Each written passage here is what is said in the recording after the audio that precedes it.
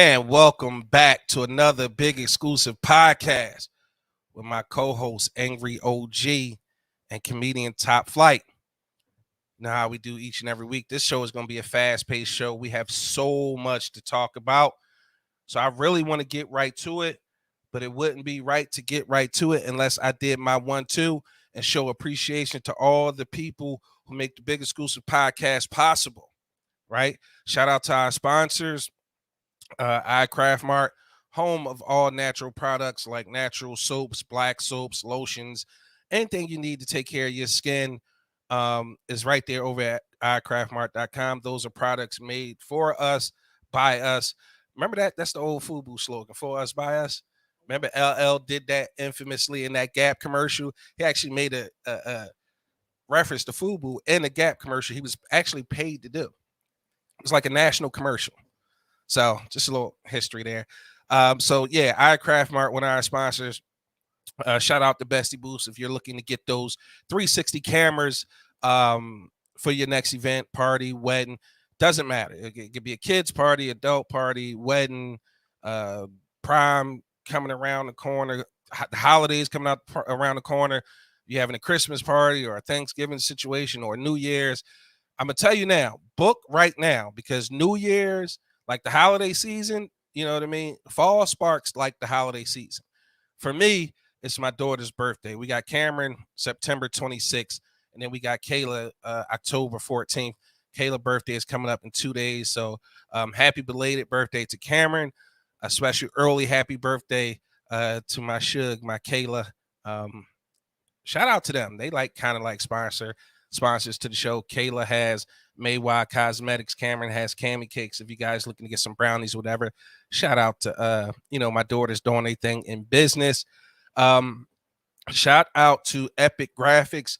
We did a partnership with them for all our merch. Hoodies are now currently. Let me just say something to our family real fast, right?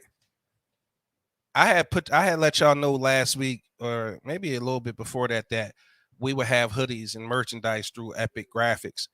When I tell you, y'all, we sold out. Well, I shouldn't say sold out. We almost sold out of hoodies. Like, it happened that fast. Because like I said, Big Exclusive Podcast, we don't have fans, we have family. You guys almost sold out all our hoodies in a week. That's crazy. And we only came out with the one color. Now, it was some people that we allowed to order special colors.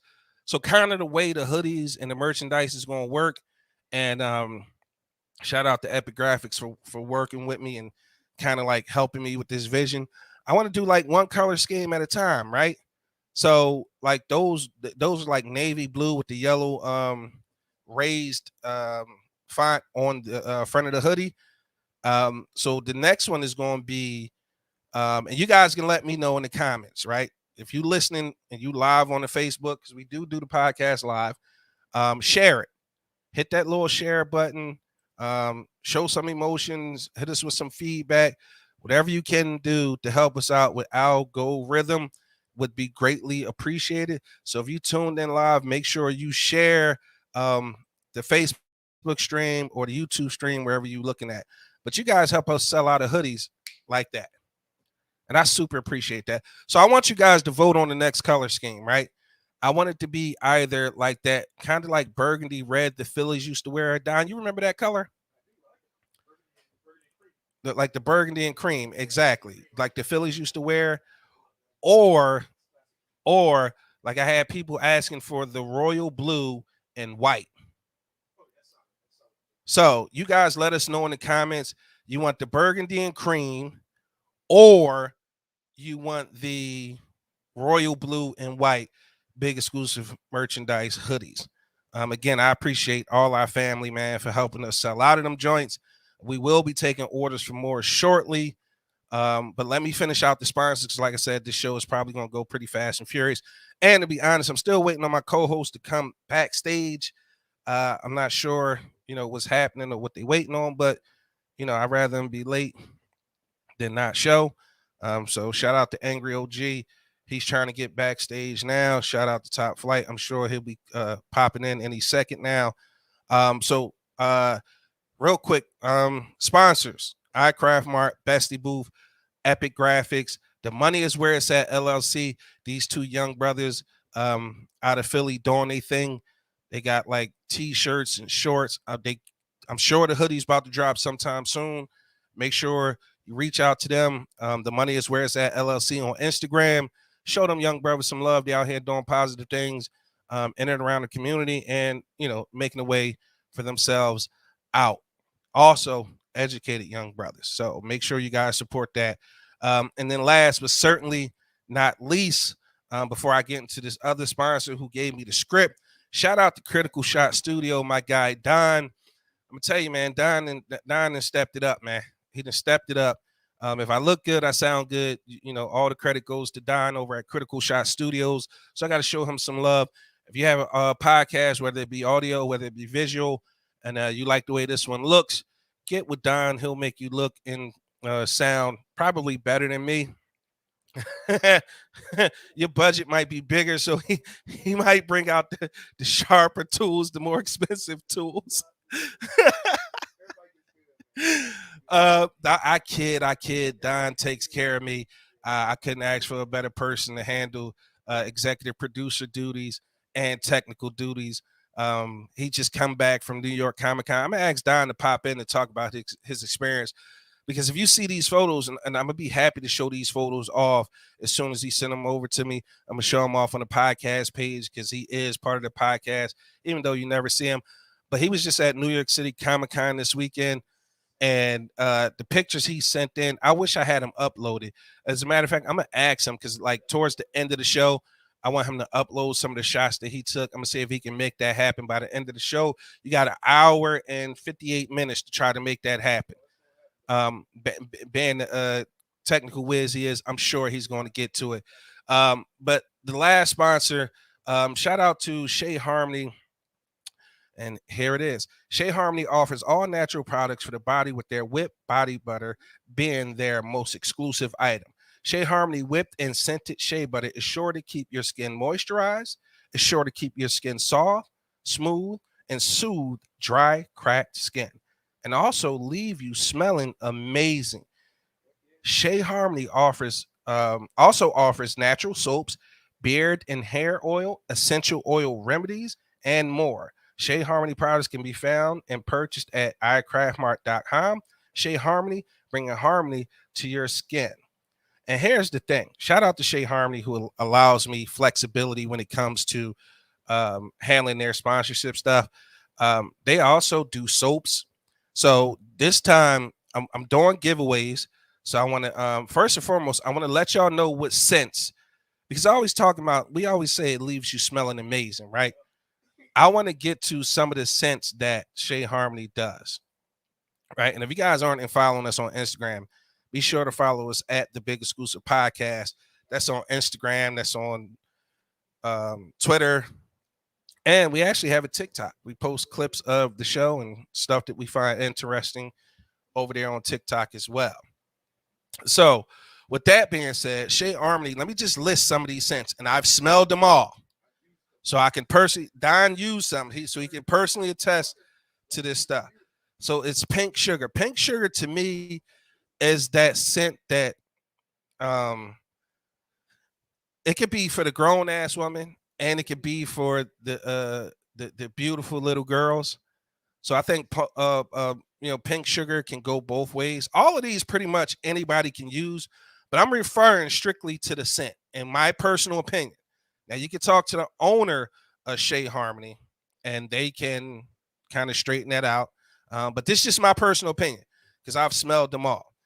They offer Pink Sugar. I think that can go from young to grown. Doesn't really matter. Black Butter. If you're looking for a scent that's just really kind of like calm and smells really good, like just masculine in a way, but also really soft, is not strong to other people. If you ever smelled Black Butter, the oil, I don't know how she does this, but this Black Butter, shea butter, is dope. Mango butter is probably universally accepted as like the best scent for the whipped body butters. Lick Me All Over. Ladies, this is the scent that you want to have Once you get out the shower and you ready to moisturize for that special weekend when you get ready to put on, the lingerie, or even if you're gonna wear your birthday suit, this lick me all over will literally make you, fellas, this shit will make you want to lick her all over. Trust me. Baby powder, classic scent. We all know what baby powder smells like. Universally accepted. Clean cotton. For me, it's that soft, subtle, very crisp, very clean scent. Pretty much low key, not too, bold in the sense of, people can, you'll be able to smell it, but it's not like in your face. Aloe vera, again, not my favorite. I'm personally biased. I don't like the aloe vera scent, but people love it. Something wrong with those people, but shout out to those people. And then coconut. So tonight, we was blessed to be given some product to give away. We have these natural vegan soaps. This one is called Ling Ling and Lavender. I don't know if you can focus in on that. My executive producer is playing Dungeons and Dragons or something.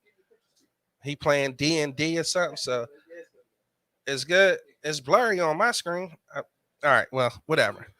And then oatmeal, milk, and honey. Okay. We got some shea butter. Bam. Now, all the stuff that I'm showing y'all, we giving it away. So make sure you're sure. I'm not sure how we giving it away, but we definitely giving it away. So whipped body butter, that's black butter and coconut. And then this. We got this Eczema Bomb. It's right. This is brand new product. It's been tested and it's been proven to be phenomenal. So if you have a kid with eczema, I don't know, can you see that? Is it too much light? That looks a little better. All right, whatever. I'll post pictures to my Facebook. But if you have a kid who has eczema or you have eczema, try this out for, I want to say, at least a week and watch how you feel after a week. So with that being said, let's give some love to our people who showed up. Shout out to Big Roll. He said, setting up my chair in the crowd, sitting down, yelling, "What up, fam?" Shout out to Big Roll. Tiff, I guess she was referring to the hoodie. She like put them both out there. Melanie Scott said burgundy. Big Roll said both. Nat said royal blue or burgundy. I like the idea of the burgundy for sure. That burgundy and cream getting some love. Rose said if he had to choose, just get him the burgundy. He said ask Don if he take EBT. I'll pay him in food stamps and Chick-fil-A coupons. He said Don said you got to add 2 bags of Funyuns, bro. He said that whipped body butter looks edible. Actually, Big Roll, in all honesty, because it's made with all natural ingredients, you could eat it. I would advise against it because, it probably doesn't taste that good, but you could definitely eat it. Big Roll says, nice. Big Roll says, I want a scent. When a woman smells me, she automatically shows me areolas. Seriously. That sentence and it works. Marcy said, my husband needs that bomb. All right, Marcy, you know how we do. Say less. Let's welcome in the angriest man we know in the podcast game. My partner in crime, my brother from another, the angry OG. Hey now, What's up with you, man? what's going on, man? Hey, man, nothing much, man. I'm sitting here. How you end the show last week? You said you sitting here. What? You said you'll be back next week to do what? Hawk spitting, talking shit. Hawk spitting, talking shit. We got a good show tonight, bro. This joint gonna be fast paced. We got a lot of good topics, man. And I don't want to wait. We're supposed to have a special guest. I'm not sure where Reese is. But we're gonna bring in the other co-host to the show in his usual position, laying down. That nigga be tired, you know what I mean? That Hey nigga work man, listen. hard. He the I hardest just working man in slow business. I mean, show business. slow business. My nigga, comedian Top Flight. What up? Hey, what's up? OG, Flight, what's up, man? You all right? What's up with you, Flight, man? Flight. We gonna do a What's little going something on? right now. Big Roll, what's going on, homie?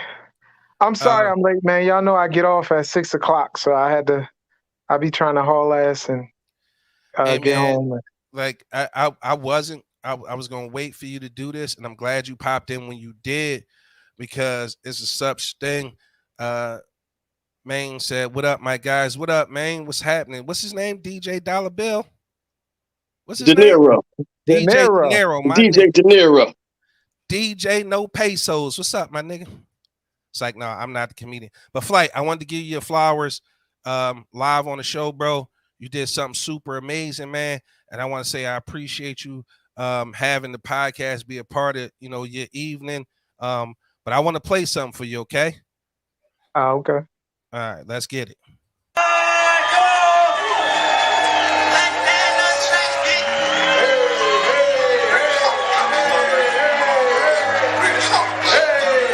It's my shit right here. Hey, I love this song. You ever like a song and hate this motherfucker at the same time? It's my shit. Hey, here we go. Come on. Did a lot of shit just to live this here. What? Came straight from the This next song, man, I don't know what to say. Met him 4 or 5 years now. This guy is a beast. For all you that don't know him, you are in for a treat. He is one of Philly's funniest motherfuckers. I want you to give it loud and proud, Philly, for my man, Top Flight. Come on. Some of y'all sitting next to did it right now. Ladies, matter of fact, y'all can use that shit. Next time you get in an argument with him, sis, don't be like, Tyrone, get your little dick ass out of here, because he gonna want to punch you in the fucking face. Say some shit to fuck his head up, but like, Tyrone, you don't get your little ass out of here. He ain't gonna know what the fuck you talking about. That shit's so clever, you can put that shit on Facebook. That nigga wouldn't even know. Hashtag out with this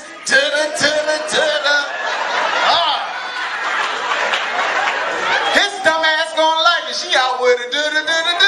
No, it's you, nigga. Right. I gotta get ready to go. This is your captain. Good afternoon. This is your captain speaking.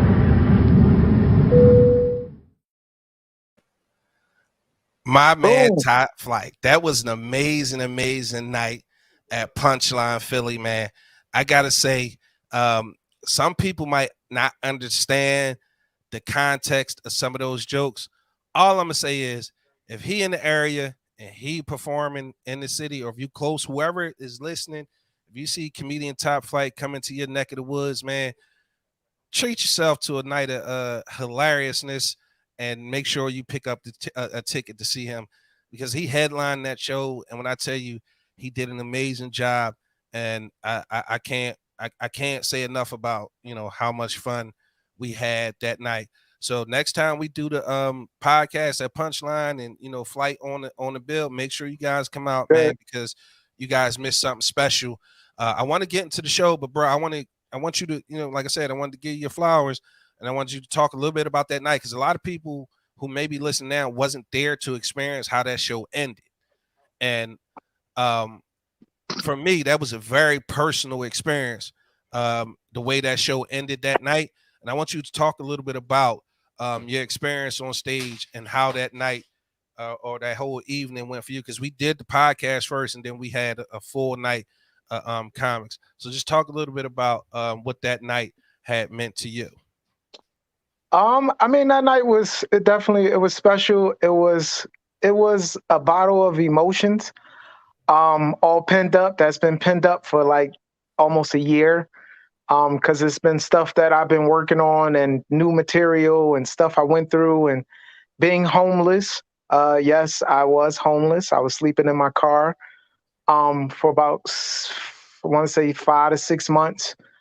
To talk about it, to come out of it, and just be able to talk about it and make jokes about it, but also being serious.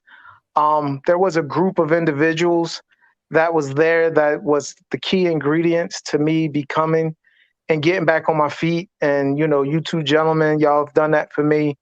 There's a bunch of list of names. They was there, but I don't need to go through all of them. But there were individuals who motivated me, pushed me, gave me that whisper in my ear, like, get your ass up and keep fighting.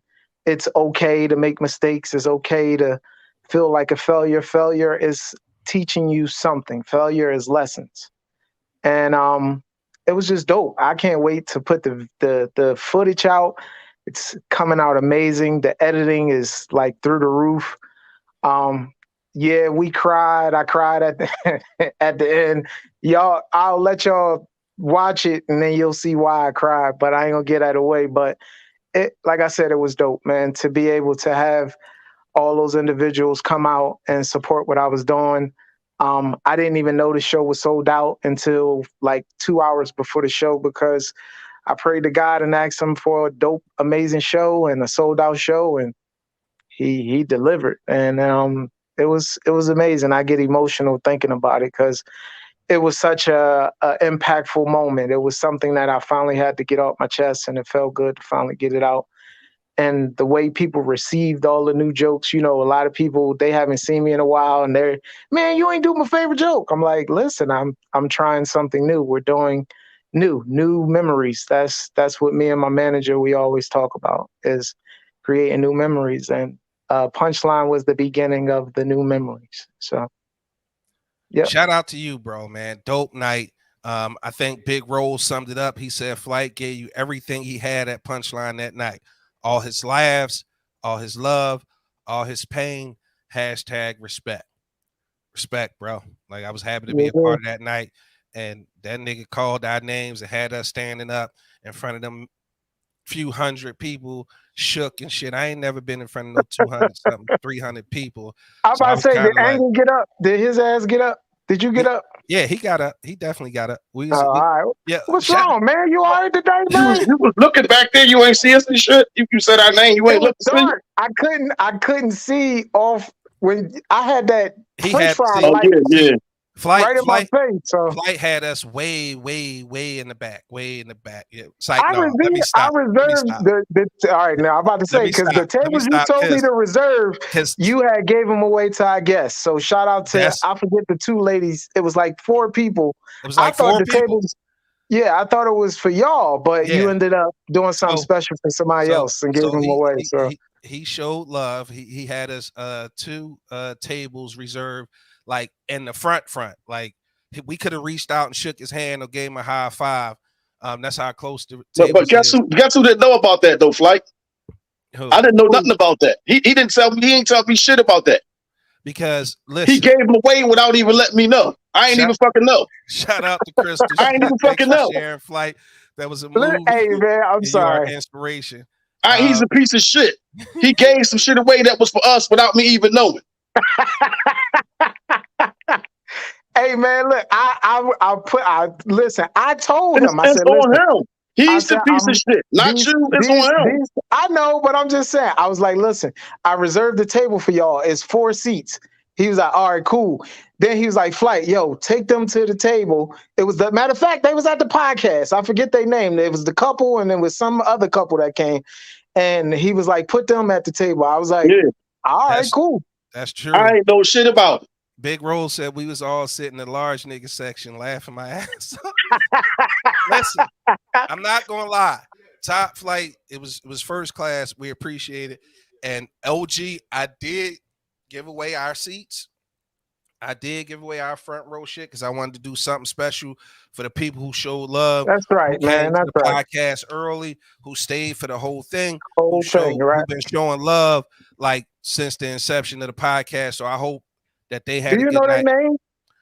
I do. It was Tom and Jabera and Nene and Edgar, right? Oh, okay. Is Nene? That's the one that be on here. Yeah, Nene, top fan. Yeah, right. She should be popping in any second now. Nene don't really miss a show. Sold my reserved seat to white people. So look, man, it's a heavy show tonight, and I'm telling y'all right now, buckle your seatbelts because we probably will go over a little bit because this show is packed. And first of all, a lot of the topics that we're gonna talk about tonight, Angry OG brought to the table. He been scouring the interwebs. He been looking for some shit for us to talk about, and shit just be ticking him off. I mean, just be pissing him off. Some shit is funny. Like, can we do the funny one first? I mean, it's not really funny. It's not really funny. What, the social media one? The social media one.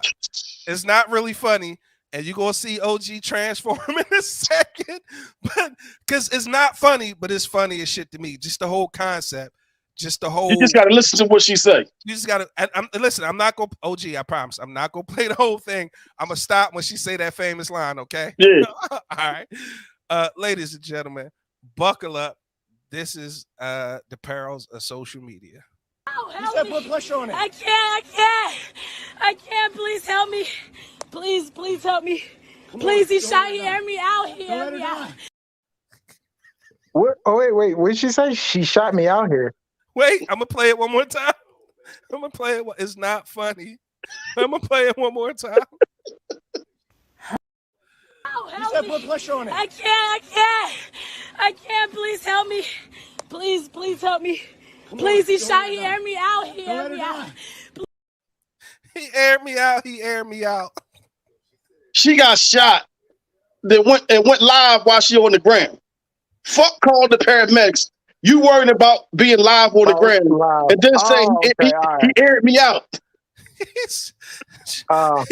He shot that's what I said. I'm like, what happened to her? She got shot. Dude, okay, her baby father shot her 6 times. That she go live on social media. After she gets shot, she go live. That's what I said. That's exactly like, why would you go live? That's exactly what. And then tell me he shot me. He aired me out. He aired me out. What the fuck? Like, so hey, I'm trying to be serious, but I can't. Yo, if you tuned in, make sure you sharing the live. But the mentality, this is what OG kind of brought to the table. Like, you can explain it better. If I'm not doing it any justice, OG, let me know. And you extra sharp tonight too, OG. You extra sharp tonight. What kind? You got a new camera? No, I'm using my phone, man.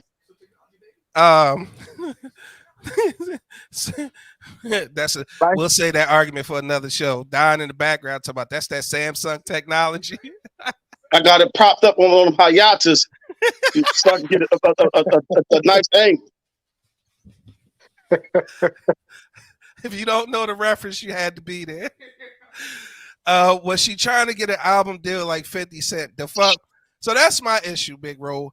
So instead of her calling 911, now you just was shot 6 times.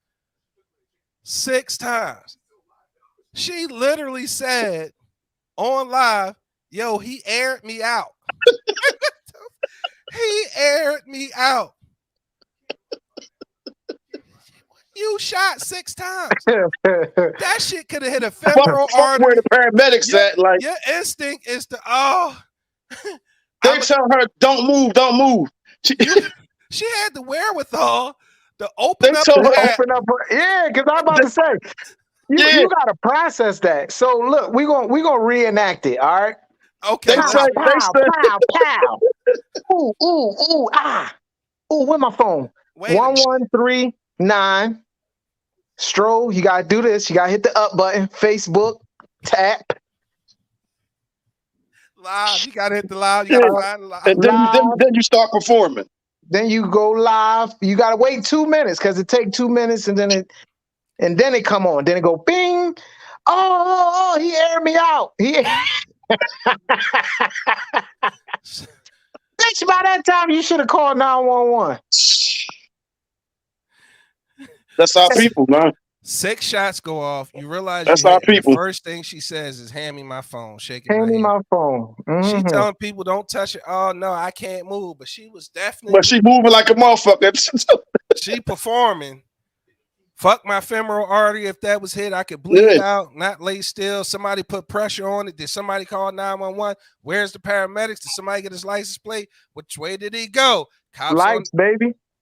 She worried about telling everybody she got aired out. On live. On Likes and comments. They are the new $1 million dreams, baby. Likes and comments are the thing now. I swear to, on God, I don't know why he shot this girl. Crystal said, question, why did he shoot her? What did she do? I couldn't tell you that. I don't know. And honestly, at that point, I really don't care. I just want to, here's the point and why I feel the way that I feel. Or what I'm thinking is we got to do better. Like, number one, we can't be dealing with people who could potentially shoot us. That's number one. Number two, we cannot. Our first instinct can't be to go live on Facebook or Instagram or wherever else to let people know that our baby daddy just shot us 6 times. How you know you was shot 6 times? Did he fire the gun? Yeah, how you get? Did you see 6 holes in your body? I don't know. If you guys seen 6 holes in your body, I don't know what you think about, but I'm thinking upper room. I don't want to talk. I'm gonna be real with you. When the motherfucker shot, no, I can't say that. Damn, that was almost too far. Point is, I ain't thinking about no Facebook, Twitter, Instagram, YouTube, none of that shit. And in fairness, the angle didn't look like she quite had the phone in her hand. It looked like somebody else might have been recording. We're gonna play devil's advocate. We're gonna play No, she wasn't holding the phone at that point. Because I checked it out. I'm like, well, who holding the fucking phone? Right. Because it looked like the one arm was free. She put that arm down to brace herself when she finally was going towards the ground. So I don't know. But everybody first instinct, when you see something happen, pull your phone out, record. Like, that's what I'm saying. I mean, where's the help? Where's the taking care of each other and trying to make sure that person? I mean, so again, that, and also you gotta remember too. It's pros and cons, because on the same token, when the police there, when Floyd was getting George was getting choked out, everybody pulled their phone out and look. No, that's her situation was done and over with. But that's a little bit different. You know why? That's different, right? I was going to say the police was there though. Right, the police was there, and their job, and they were trying to do a job. For you to pull your phone out then, that's accountability. That's just trying to make sure you keeping them honest. Right. Okay, yeah, I ain't think this was after the fact. Like, right, exactly. Because that's what I said. I thought about it after I said, like, wait a minute, the police was there. So no, the police, but it was her neighbor was there and somebody else or something, like, after it was going down, after it happened or whatever.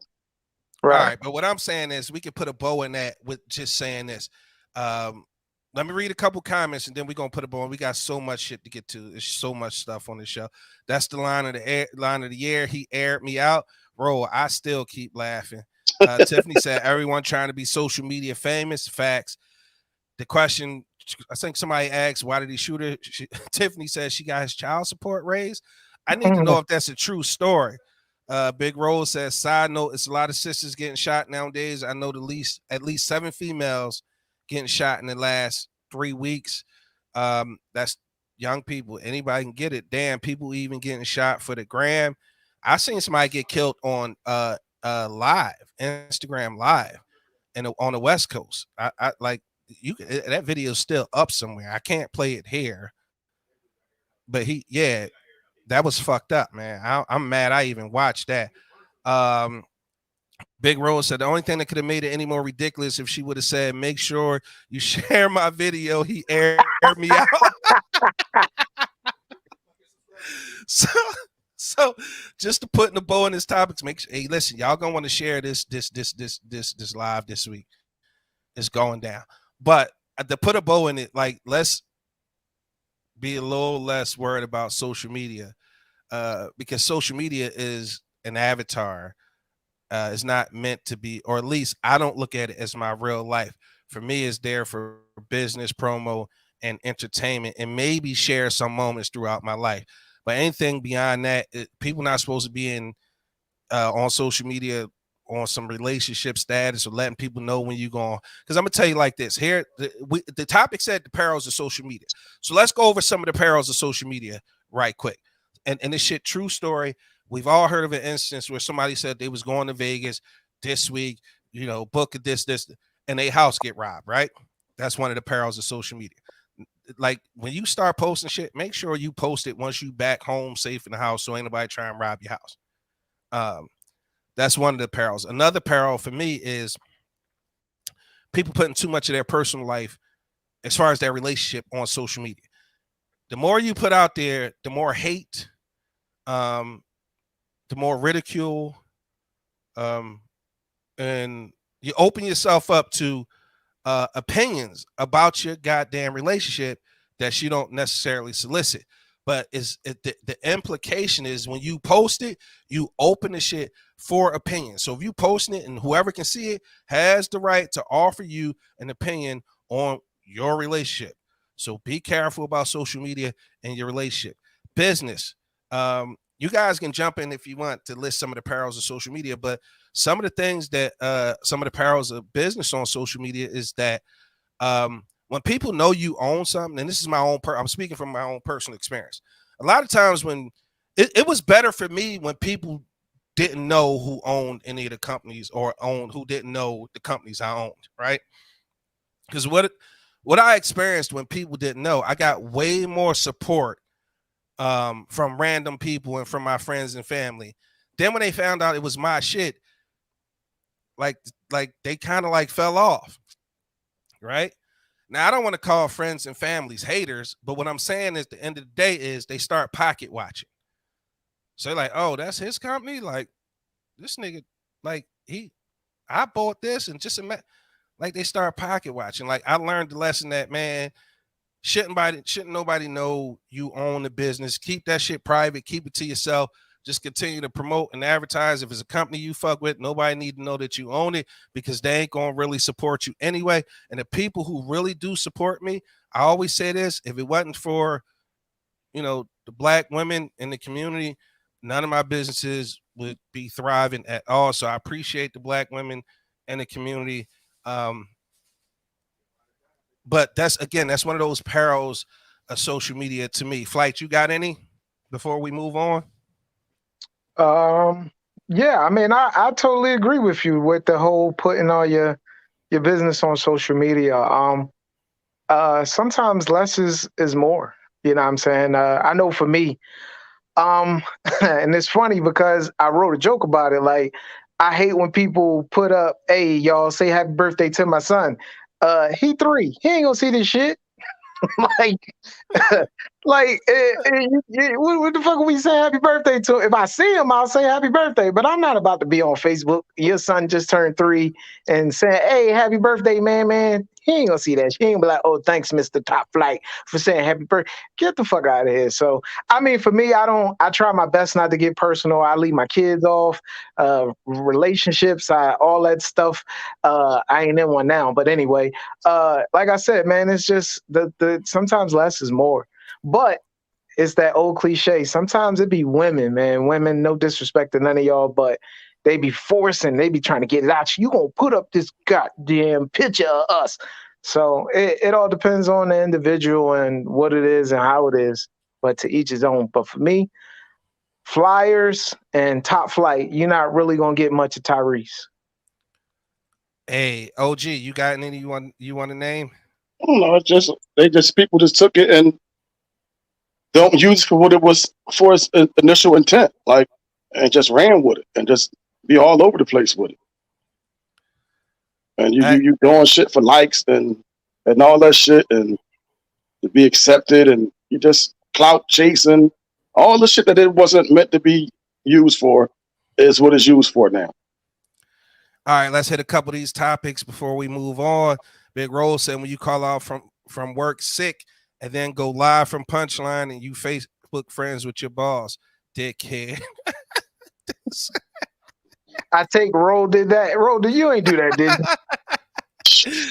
Summer says she was just debating with someone who was mad that a woman didn't post her husband. Woo. Tiffany Ann said, I enjoy my privacy. You and me both, Tiffany Ann. Crystal said, there's nothing wrong with personal, but keep in mind a lot of people use social media to share memories with family long distance. I have family everywhere and we rely on it for that. Yeah, I can respect that, but You asked for the perils, though. but that's for what? You asked for the perils of social media. Right. See, again, I can understand that being the case. But That's those are what it's like, intended for. yeah, those are like memories. That's not like personal relationship status or, personal issues you have going on. But if you're talking about wedding photos or birthday parties or, holiday get together, like I can understand that. That's what it was. Its intended use was for that. Right. So let's keep it pushing. It's a topic I want to discuss, but this wasn't on the list of topics. And don't forget, we got some all natural vegan soap to give away. We got some Eczema Bomb to give away. We have some shea butter to give away, all courtesy of our sponsor, Shea Harmony. So we're gonna figure out how to give that away as well, fellas. But let's talk about what happened last night. OG hit my line and said, "Yo, John Gruden just got fired." So I went and looked it up. I said, no, he didn't get fired. He resigned. No, he OG didn't. said, no, he didn't. No, he didn't. So let me give you a little bit of background on what happened with John Gruden, coach of the Las Vegas Raiders. If you guys don't remember, John Gruden won the championship with the Tampa Bay Buccaneers. I want to say in 2004. I want to say either 2004 or 14. In any event, he was sending emails, right? Some of those emails borderline were racist, but he only said racist tropes, which meant he said something about the head of the NFL Players Union having big lips. First, he spelled his name with dumb instead. His name was DeMaurice. He put Dummaurice. So that was the initial thing. And then he said something about his lips. So it was okay. That was Friday. He was allowed to coach. He was allowed to give a bullshit apology. He coached the game on Sunday, right? Right. So they leaked. They gave up more emails. Now he's talking about faggots. Mm-hmm. He talking about. So when he started talking about that, now he resigned. No, he got fired. You could talk about everybody. You could talk about black people. You could talk about fat people. You could talk about light skinned people, dark skinned people. Soon as you start talking about gay people, oh, you can't talk about them. When the joke is on them, it's something bad. Like, yeah. Cancel culture. Yeah, so that's bullshit. So everybody can be talked about except them. So and where does groundswell of support come from? How the fuck did their agenda get pushed ahead of the black agenda? They way ahead of us as far as their agenda being pushed. Because he was allowed to apologize about the racist shit. Hold on. He was allowed to apologize about that shit. Just say you sorry and you cool. But when he starts talking about the gays, he's no longer employable. Hey man, wipe your phone off. You spitting like a motherfucker. I was wiping. He's allowed.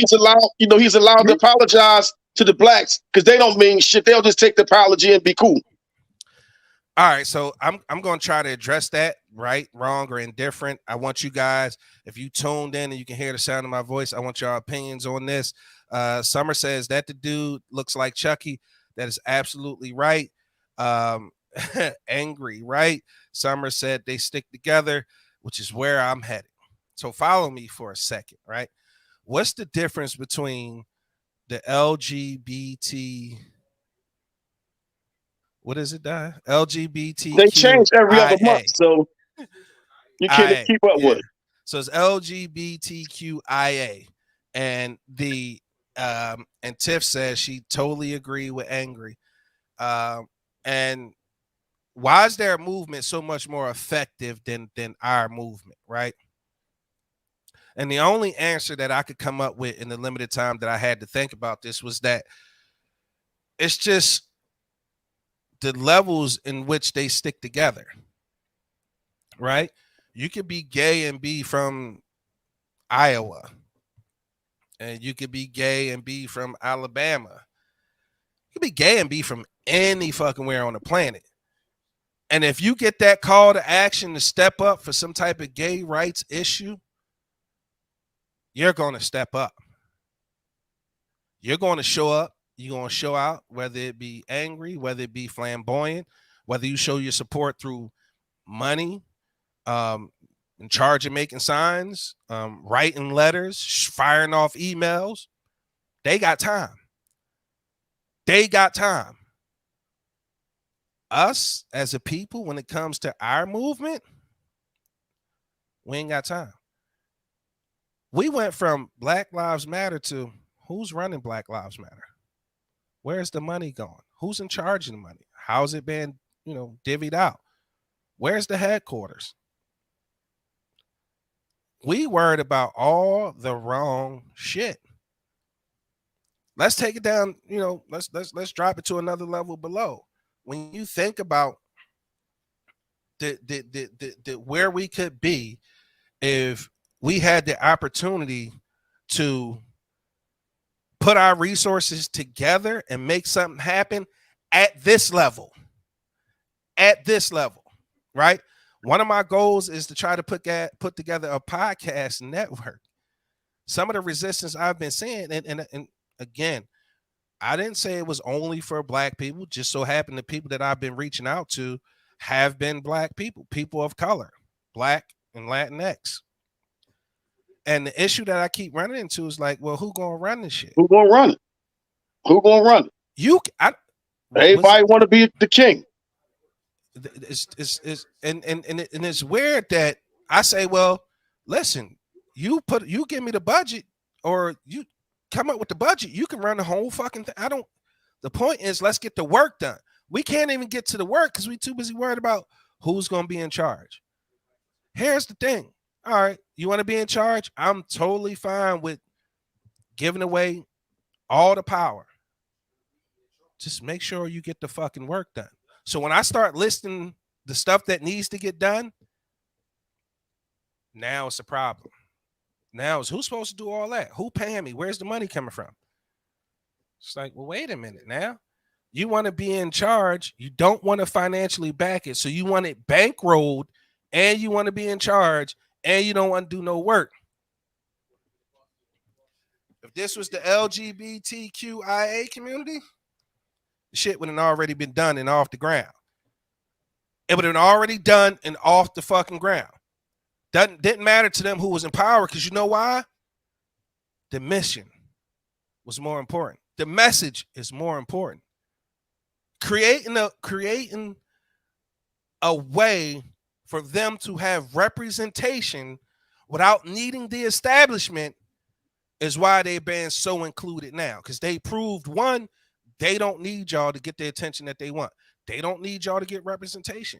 They don't need y'all to get access or be given permission to do what they want to do, whether it's film, television, music, or any other thing. They showing y'all we don't need y'all because we have our own money. And who they spend their money with? They spend their money with them. But the thing is, we don't even realize we don't need them either. We got too many people. We do realize that. With the capital, like equal with football. We all know why Colin Kaepernick not playing no more. Eric Reed, one of the best safeties in football. He's still young and he's 29 years old. He can't get a job because they blackballed him. So why can't the rest of the Black players in the league be, join in solidarity? Be like, listen, we're not going for this shit no more. We're not playing. What they gonna do then? Gonna do then? Ain't nobody paying to see a bunch of white people running around on the field. That money, all that money they get from the TV networks, gone. The jerseys, the merchandise, gone. You know what it is, right? You know how much they scared. You know how much they can be scared. That's what leaders are in place for. Two things you'll never see a Black-owned football professional sports team. We can own a minority percentage. We can buy in at 2% and have minority ownership. But to actually bankroll a whole franchise is too much work. It's too risky. people who, you got to understand, people who come from where we come from, who make it and attain that kind of wealth, they never going back. Look how many of them it is, though. Look how many of them it is. And how many of them end Look up how many of them it is. So why can't it be done if you got enough people and you got people with the wherewithal to know how to take care of it? The closest, the business part of it. I'm gonna tell you like this: the closest we gonna ever see somebody come, and the only person I think that will be able to achieve it, if that's the direction he want to go, is who? Jay-Z. Man, fuck Jay-Z. They're not letting him, man. They not letting LeBron James. One and LeBron. It's going to have to be LeBron or Magic Johnson. It's going to be LeBron James, probably with Jay-Z and with Magic Johnson, will probably be able to get it done.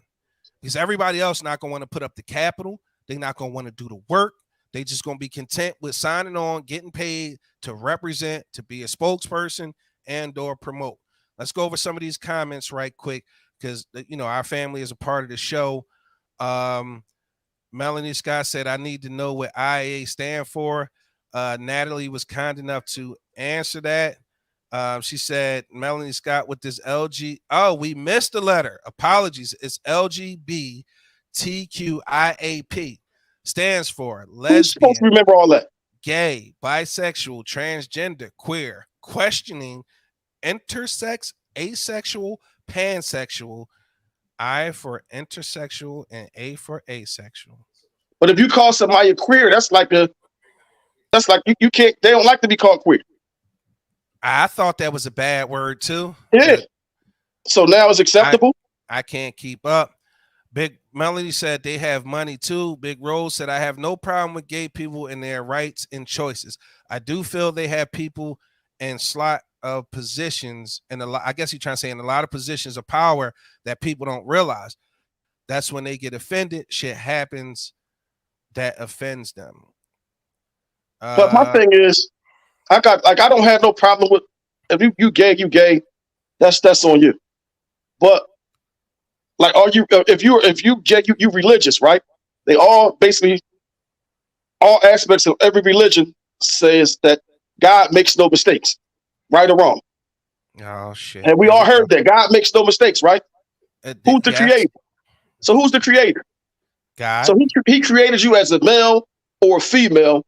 So who the fuck are you to change God's creation and then get mad if somebody don't accept it when you didn't even accept it what you was born at? You don't accept that, but you want to change God's creation and make everybody accept it. That should never be cool. No matter how far they push that narrative, that shit not normal. You could push it from here to eternity. It's not normal.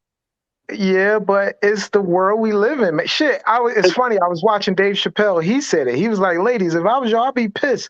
What's the dude? Bruce Jenner, I think, that changed. Yep. He went from Caitlyn Jenner. Caitlyn Jenner. He said Bruce Jenner is Caitlyn Jenner now.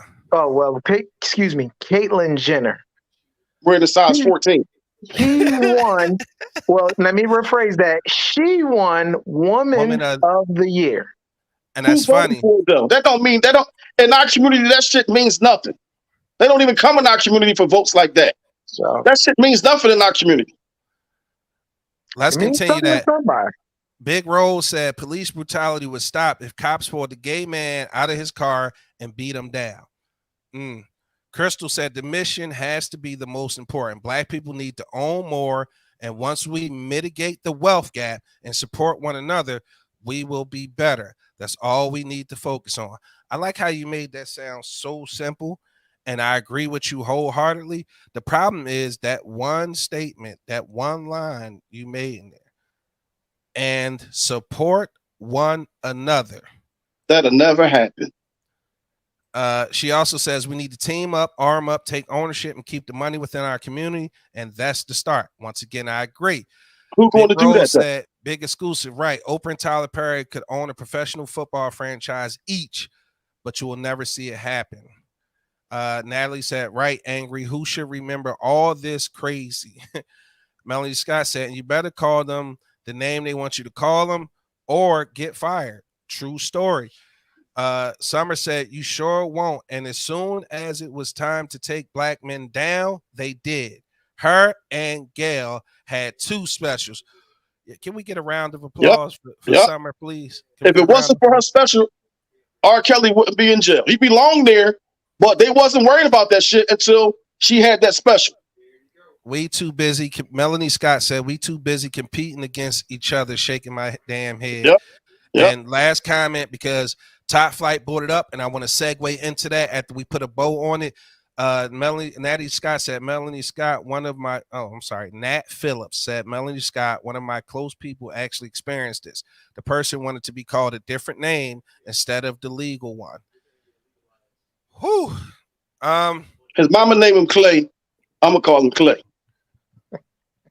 So that's what you call Muhammad Ali? You call him Cassius Clay? Mama named him Clay. I'm called Clay. Muhammad Ali. I'm not just somebody. The fuck out. So, with that being said, I think we could put a bow in this topic about the power that the Blades got. The LGBTQI. Wait, Blades is less letters. You can remember that. Nobody can remember all those other letters. BLADES. Blades. Elemental P. Yep. Like QRSTUVWX. Elemental. Half the fucking alphabet. You supposed to remember that.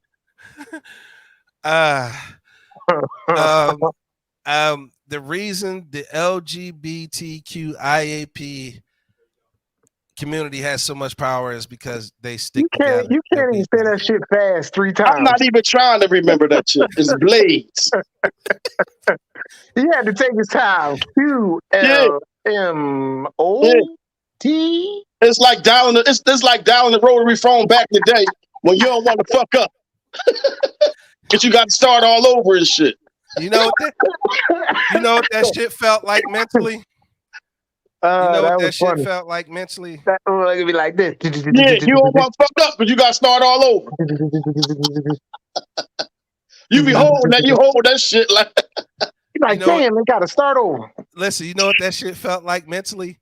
Remember the little old flip phones that had just the numbers on it? You had to tap 3-4 times to put the S. Three times for C. 3 times for C. Yep. Yeah. Mentally, that's how that felt to me mentally. But Flight, you called it. You segued into one of our topics we had on the table. Dave Chappelle.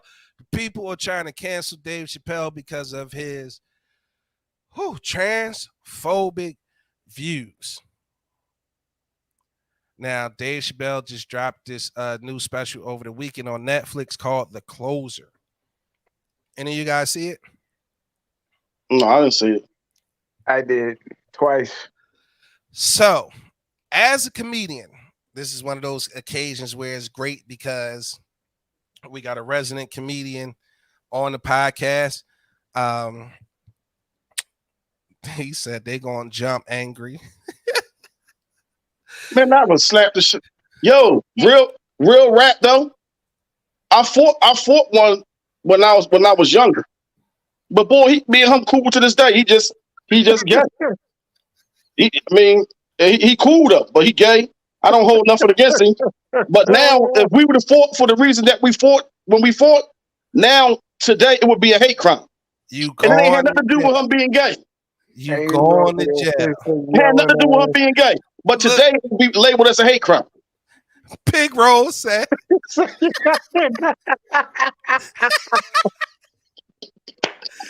gotta get this in for the audio. Big Roll said, Angry OG gonna be on Facebook Live. Yo! Look, and what's gonna be funny, right? As he land on the ground, they just gonna be putting glitter on his ass. It's gonna be. He said, Angry gonna be on Facebook Live yelling, "Yo, the LGBTQ just aired me out." with glitter. They're gonna take glitter and just put it all on your ass. Woo. That was fun. Big Yeah, you Rose can talk said, about everybody but them, man. dope joint. Dave is the GOAT. Mel said you fought one. Laugh my ass off. But boy can fight though. He wasn't no flaming like blade or nothing like that. Like he cool to this day. Can we put this shit to rest? Just because somebody gay don't mean they He a can't man. fight. He was a man. He a man first. That The motherfucker I watched him for lying somebody face before. That shit is just silly, right? That shit is just silly and it's stupid. Stop thinking like that, please. I don't even know if I want to put our sponsors on the banner right now because we into this shit. I don't want to get none of them canceled. Man, fuck them people, man. All right, so let's get back into it. Dave Chappelle dropped the closer. OG, you didn't see it. Flight, you saw it.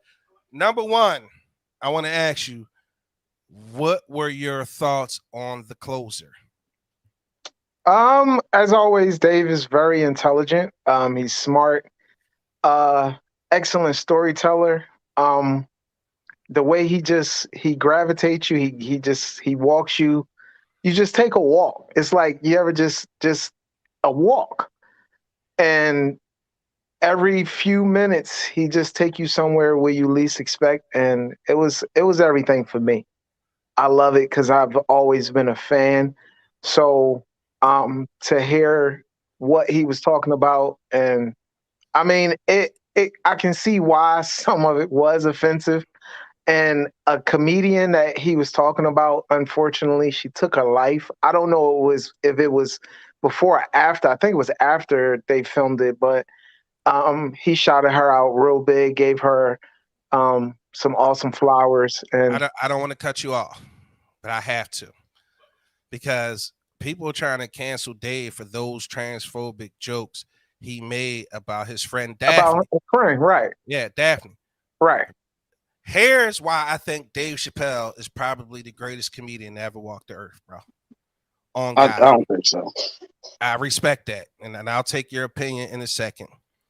But if you remember on his first special, he started talking about transgender people, right? He also told a story about Daphne in the first special, which was Sticks and Stones, if I'm not mistaken, right? Right. How did he end this last one called The Closer? He ended it with the story about Daphne taking her life, setting up a fund for Daphne's daughter and making sure she got through it and she was cool. And he said when she turned 21, I can't wait to give her that trust fund money and say, I knew your father personally. She was a great woman. Yo, he set that shit up for 4 specials, bro.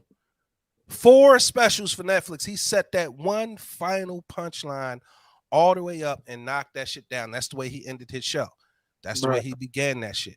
Could you imagine the forethought it takes the whole time he planting the seed about transphobia? And then in the closer, he explained to you exactly how he felt. He said he never was against trans people. His issue was the rate at which their movement was moving and how powerful that movement became in such short time when we've been struggling for the last however many hundreds of years to get the same equality they fighting for. Man, the Asian people done jumped in front of us.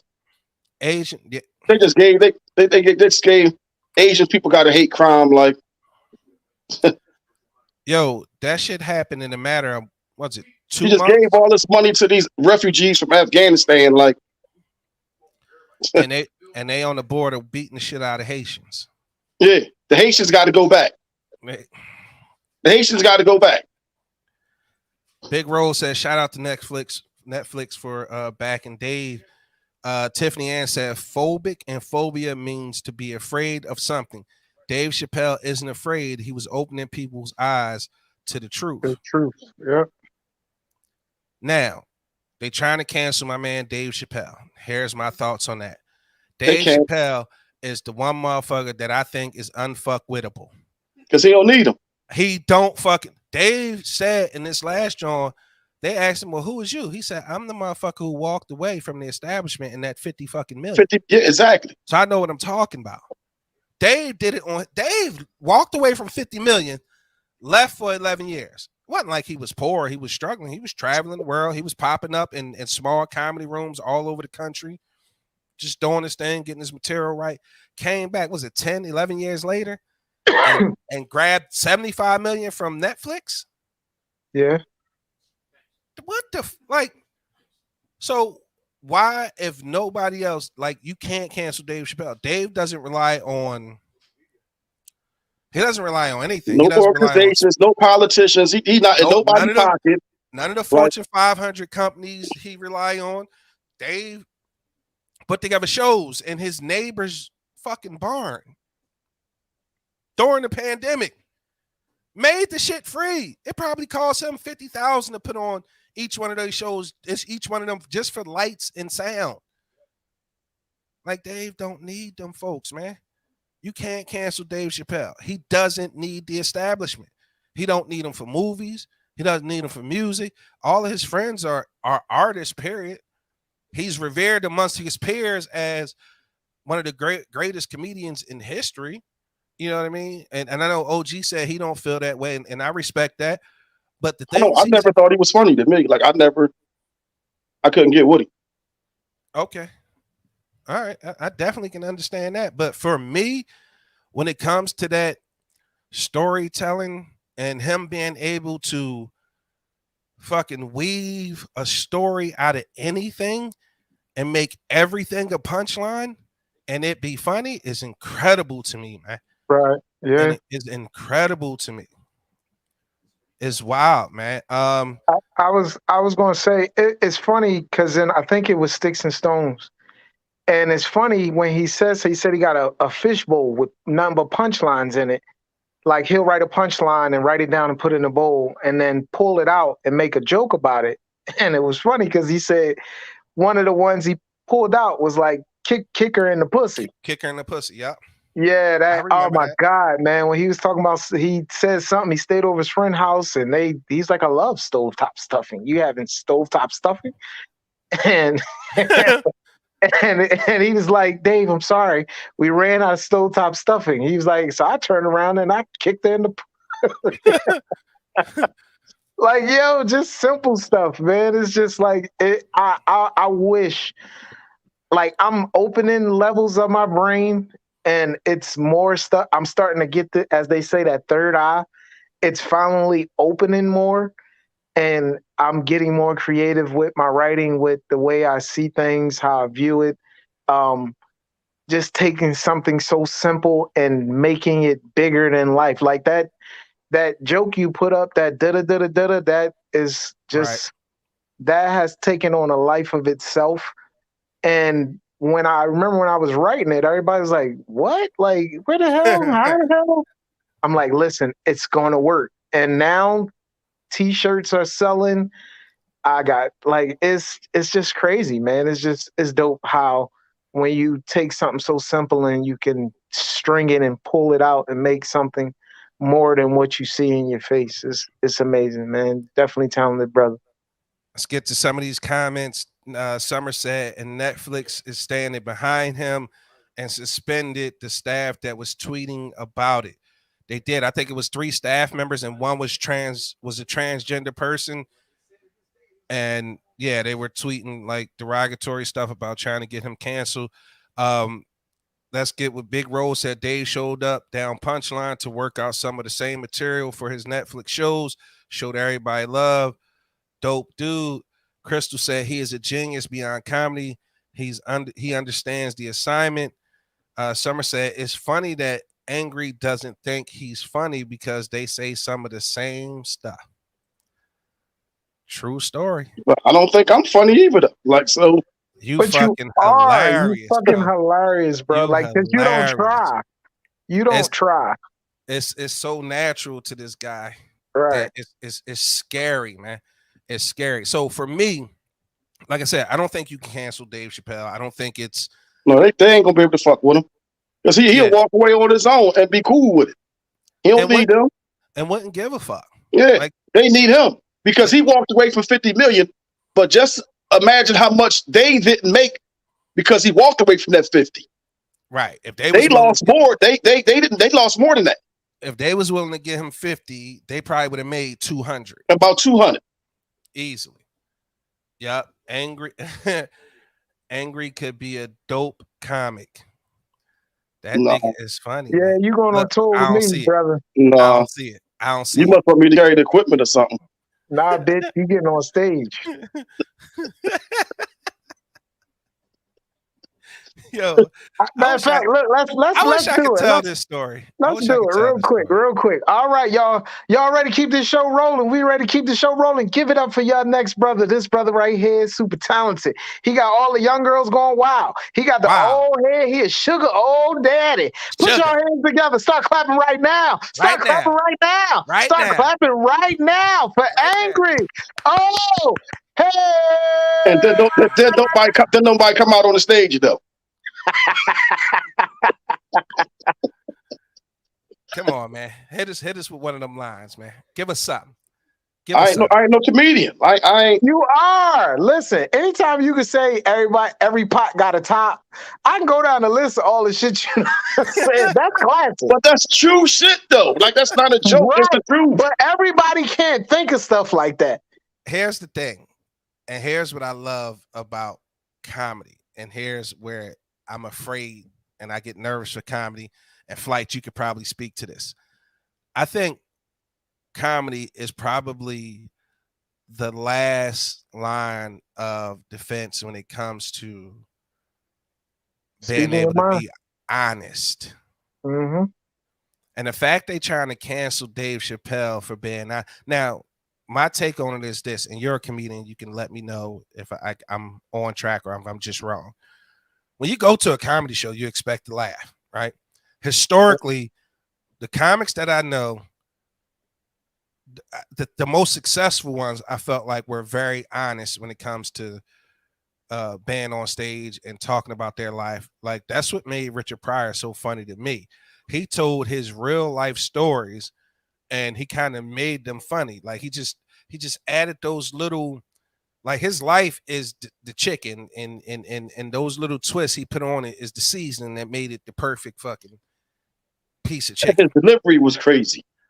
Right. So when the motherfucker said, I heard y'all making them jokes, and he lit the match, said, look, that's Rich running down the street. Like, yo, Mudbone. That's another one. Just like I'm crying every fucking time. So for me, comedy is the last place you can go to hear, or the last line of defense when it comes to getting the pure, unadulterated truth and the honesty. Like, I'm expecting to hear some funny shit. I'm expecting to be entertained. But I want each comedian to do it in their own style, right? So Dave's style is taking, I see Top do a lot of the shit too, taking like real life situations and sprinkling that thing on it that comedians do to make it funny. So if you're not here to laugh and you in here and you looking for somebody to take a political stance, or they don't align with your beliefs, I think the comedy show is the last place you want to be. I appreciate Dave being as honest as he is about everything. I don't think it's a lot of comedians out there being honest right now. I think a lot of people out there just trying to come up with jokes and they're not telling their real stories. Hey, listen, they say the truth hurt, right? But it only hurt the people that's wrong. Listen, first of all, Nat said, and by the way, can we give Angry props for the lighting and the new camera? His sofa is brown and not purple. Laugh out loud.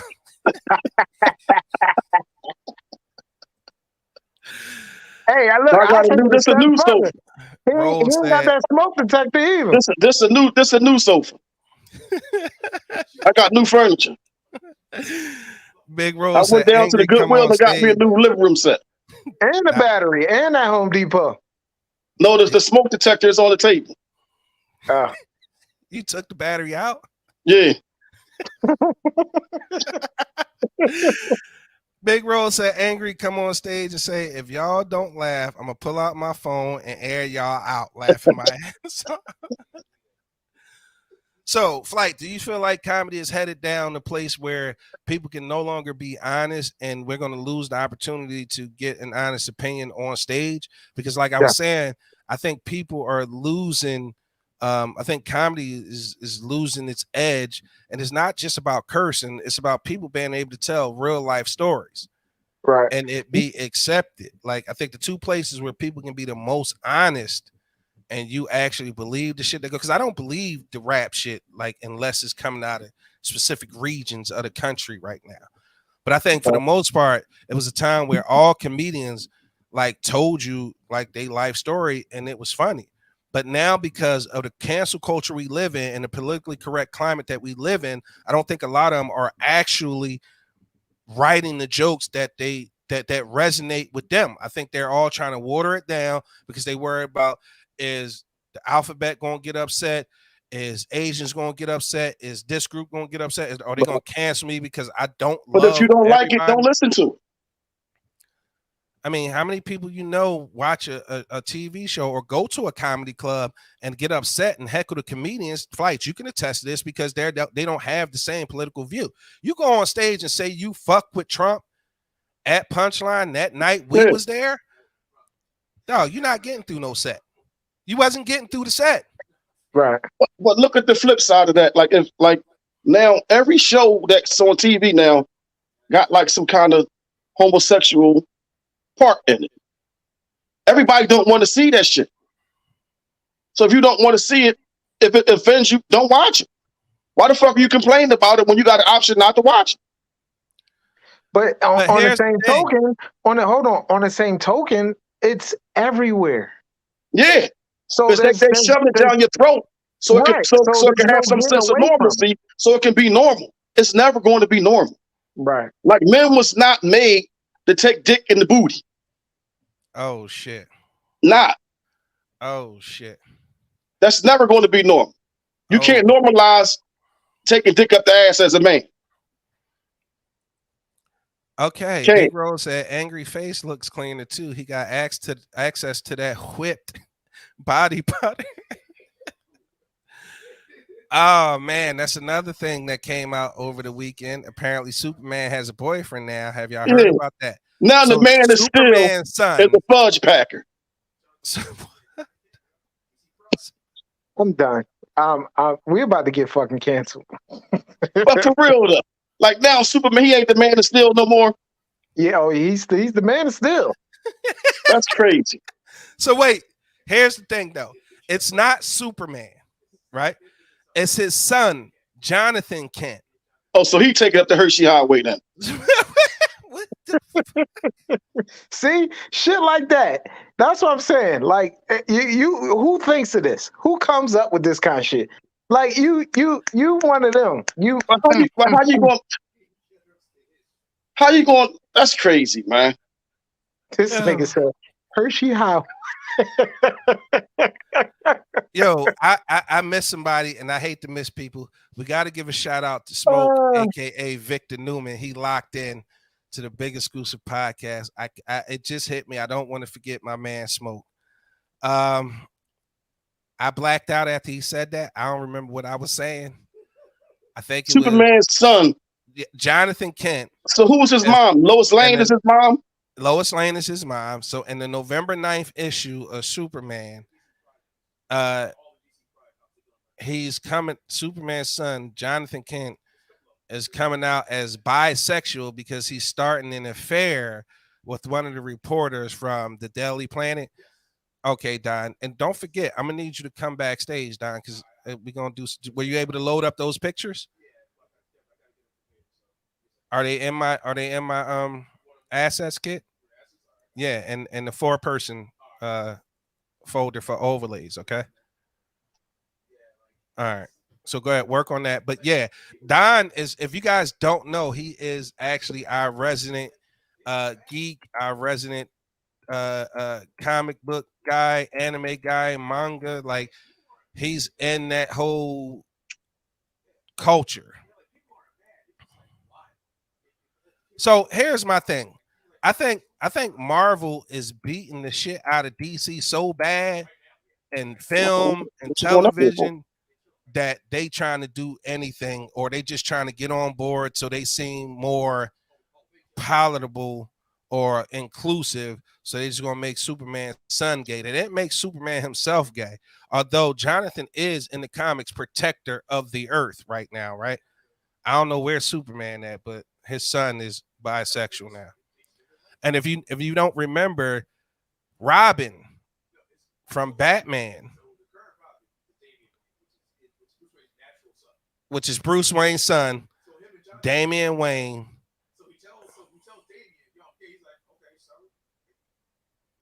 Oh my God. That's what I'm saying. Like they hit everything but a hearse now.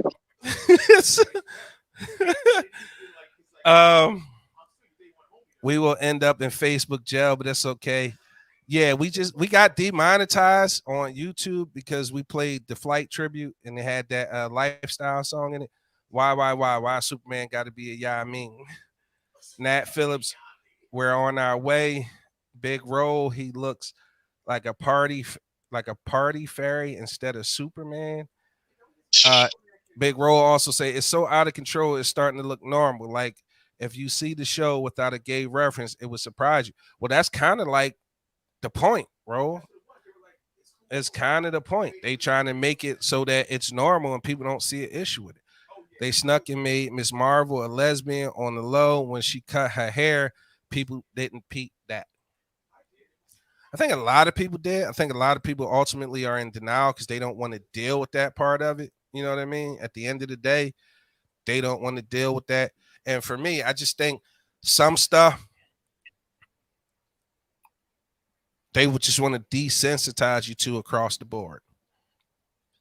I don't want to have to, kind of think about that and deal with that and constantly be having those conversations because I'm not ready. I guess I don't have a choice but to get ready. And then you got to talk about that shit to your kids. Yep, absolutely, absolutely. So with that being said, I think we could put a bow in that. We can wrap that up. I think Dave Chappelle is a genius. I don't think he can be canceled. I think Dave got to pull a pistol out and shoot a white woman in the head while punching a gay dude in the face and shitting on a lesbian to be canceled right about now. I don't think there's nothing they could really do to cancel Dave Chappelle, man. Right quick. So it's another clip. No, because we moving into the 723, and it's a topic that I wanted to talk about, and it was the one we gonna have to skip Fury. We were supposed to talk about this last week, and I want to give it its just due. Why are there no services for single fathers like there are for single mothers? Now, here's the thing with that. So I posted the topics up on Facebook, Instagram, TikTok, or wherever else I can get the opportunity to post the flyer with the topics that we were going to talk about. And again, shout out to Smoke. The reason I wanted to shout him out, aka Victor Newman, aka Daryl, is that he brought up a good question that I want to add to our topics next week. So Daryl, don't let me forget that. And his question was, does Allen Iverson deserve a role in the Sixers organization? So we'll make that a topic for next week. I thought that was really good, and I had mixed emotions about it. But the topic I want to talk about now, Angry OG, you brought this to the table, and is why is there no programs for single fathers like there are for single mothers? And I figured, us being responsible, I wanted to dive into that. And once again, shout out to our sponsors because I want to make sure, they're getting the most bang for their buck. And I'm doing my job on the Big Exclusive Podcast with Angry OG and Top Flight. Shout out to Shea Harmony, iCraft Mart, Bestie Booth, Critical Shot Studios, Epic Graphics, and the money is where it's at. LLC. Shea Harmony has given us some product. We got some oat milk and honey soap, Ling Ling and lavender soap, Eczema Bomb, and some of that whipped and scented body butter. So, OG, let's talk about it. Like, the question is, why are there no services for single fathers like there are for single mothers? I think that's a dope ass questions. Single dads are super cool and underrated for no reason. So when you think about why there are no programs for dads like there are, or single dads like there are for single moms, I just think it's the stigma surrounded by not the term single fathers, but men, period. Yeah, it's the fact that he a man, he got to figure it out without getting help. And this is something that I never even thought about until, Summer, she's trying to start a nonprofit, with that in mind or whatever, and talked about it with her. And there are guys out there like even younger, middle age, you end up with your kid after a situation, and like everybody is a paycheck away from being homeless, for real. You lose your job and it turns your world upside down. So where do you go for help? There are programs and services set up automatic that women automatically know where they can go and get this help at. And it's nothing for a guy. Like what's that movie, The Pursuit of Happiness, where Will Smith had his son? Yes. And you see what he had to go through? Yes. So just imagine you have your child, you lose your job, you lose your housing or whatever. As a man, where do you go at for help? You go to a shelter. Oh, we don't take kids and with the adult, a man or whatever. So now what do? You put your child in the system until you're able to get yourself together, to find housing or whatever. Like, what do? Who do you turn to? As a man, like, it's crazy. I've never even thought about that before. Never. But there are men out there that need that kind of help and need those kind of services, and there's nothing out there for them. All right. So first, let me say this. Great insight, OG. I put the link in because I want Summer, if she's available. Summer, if you still locked into the show, I want you to come backstage. Just click that StreamYard link and come backstage, because I want you to come on air and kind of, shed some light on that, because it's a very good point. Big Rose said reverse sexism. You want women treated equally, that they can be strong. Then if men have the children, pay him child support. God damn it. Crystal said, I think the topic puts lights on the I think the topic puts a light on a great opportunity for men to get together and lobby for this. A lot of programs exist because someone lobbied for it. Crystal Smith said, Summertimer said, Crystal Smith, that's not true. Fight dipping. It ain't smiling no more. Yo, stop it. It's a family here. We're going to get to the bottom of this. But, and look at that, right on time. We got Summer come through with the come through. Let's bring Miss Summer Thomas on air. Summer, how are you? Hi, guys. Welcome so I have back. my t-shirt on. This wasn't on purpose. I swear it wasn't on purpose. Oh, the American Meat Comedy. Wait, fuck that. We're the top flight. You're supposed to have one of these on, goddammit. You didn't give me one. All right, so Summer, what we're talking about, and Angry just alluded to the fact that you're trying to put together a nonprofit program for single fathers to get the help that they need when they need it. Can you explain what it is that you're trying to do and kind of address the topic about the programs being for single men and for women and not men? Yeah. So I think what Crystal said could possibly be true, that men have lobbied for this, but women need to lobby for it too. There are so many men who are abused by their spouse. That happens. Who have been raped. That happens. Talk about who have, depression. That happens. Talk about it. If something happens to them, they have nowhere to turn, and men are supposed to carry this huge load, but they don't get any help. And so I've noticed, I'm a social worker, so obviously I'm in the field, and I've noticed that I work at a rehab right now. In order to get into that rehab, you actually have to have a dual diagnosis. So I had a guy just the other day tell me he took a perk to get in, because you have to have a mental health illness, and then you also have to be on drugs. That sucks. So that's what the dual diagnosis means? You have to have two issues wrong with you? Two. Yeah, you have to have two things co-occurring. That sucks. So he took a Percocet so that his urine would be hot. so that he could get into the shelter, into the program that we're at, because they get you housing at the end of the day. That sucks. He can't just fall on hard times. He can't just, have a moment where things didn't work out. It's insane. And the reason why I was saying that it's not necessarily true, because when you're looking for grants for these type of programs, you can't get any money for them, because there are loopholes that I'm trying to go through in order to get money for this. My cousin is a grant writer at Temple, and he was like, it's a great idea, but it's going to be hard because there is no money. So I'm going to have to find money on my own, which I have no problem doing, but it should be money available for this. It shouldn't even be a thing. There are no programs like this in Philadelphia. That shouldn't even be a thing. And then they wonder why dudes are out on the street, why they out here doing other things. I mean, I would sell drugs. Why not? It's easier. I'll make quick money and I'll have a place to lay my head. Why not? Let's sell drugs. Yeah, when OG brought that topic to the table, and as usual, him and I always have a discussion about it prior to the show, just because we talk every day anyway. But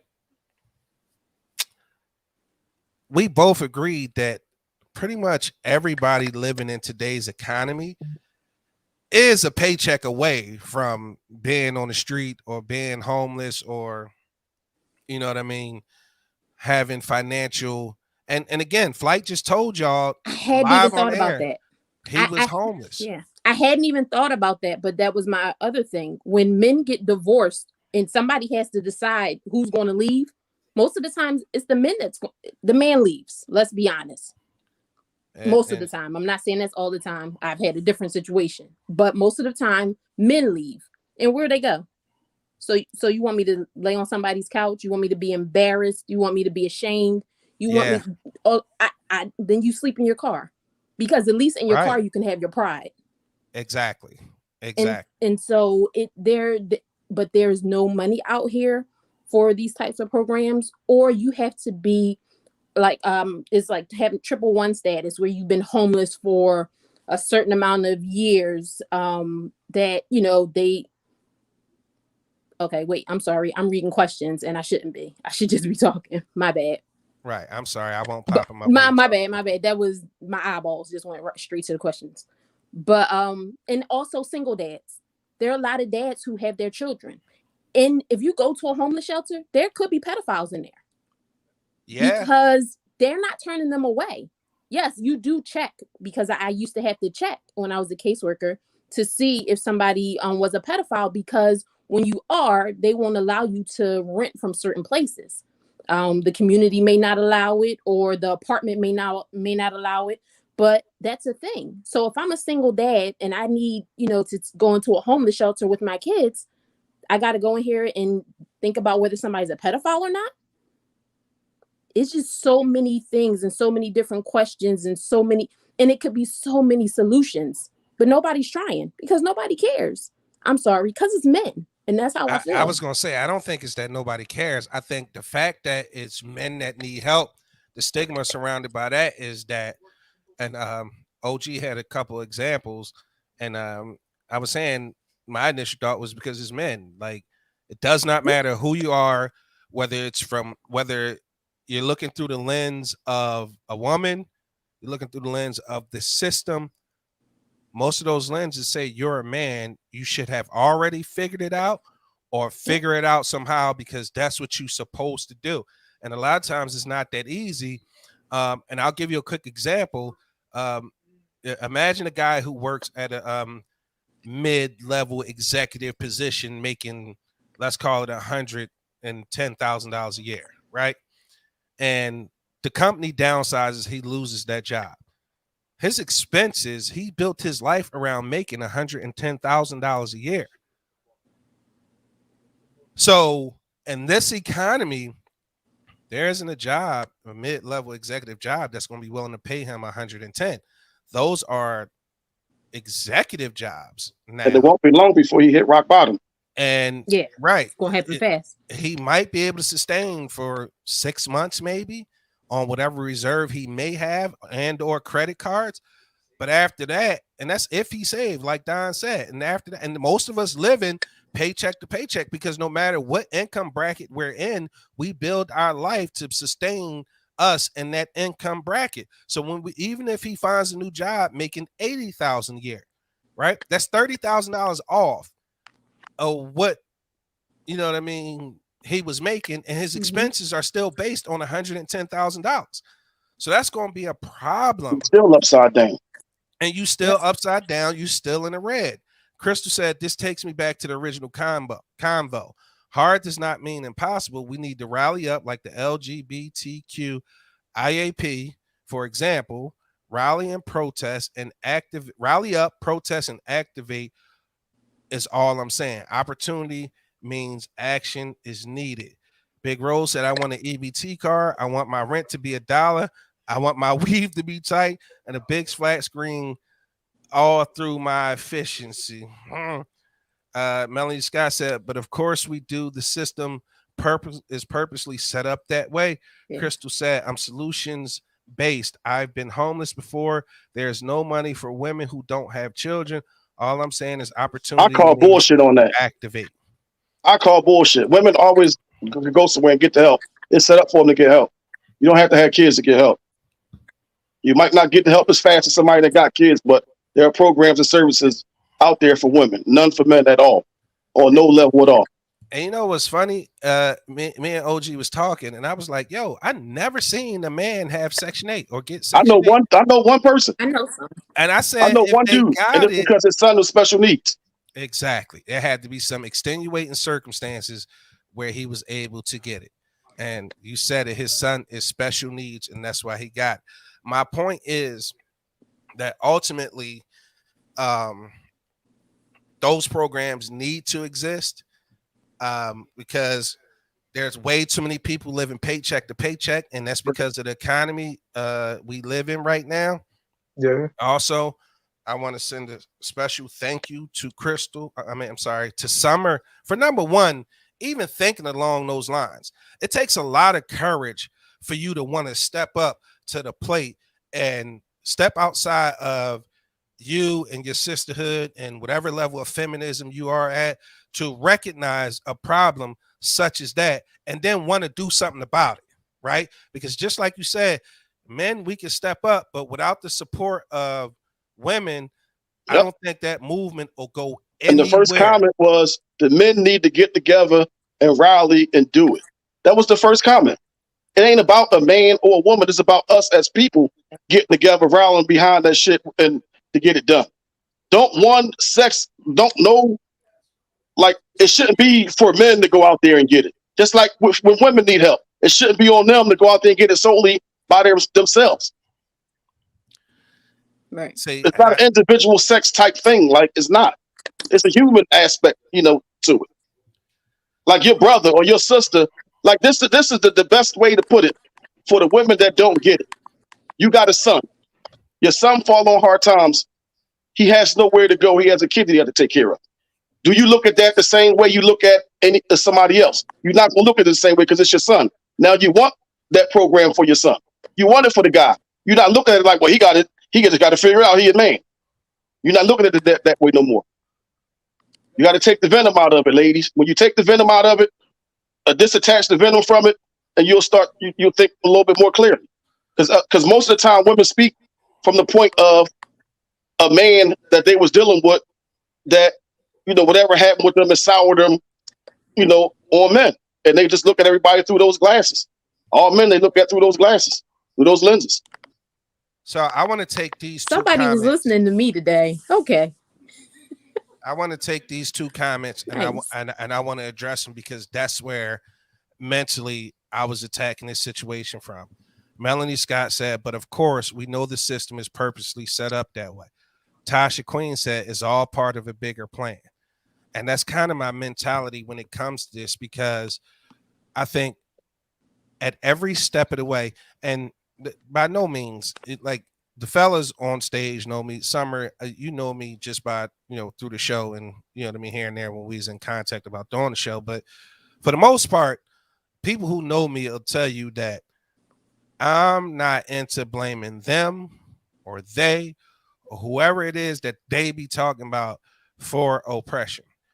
Because if you go back in my Facebook history, I always preach that number one, the Black woman is the backbone to our community.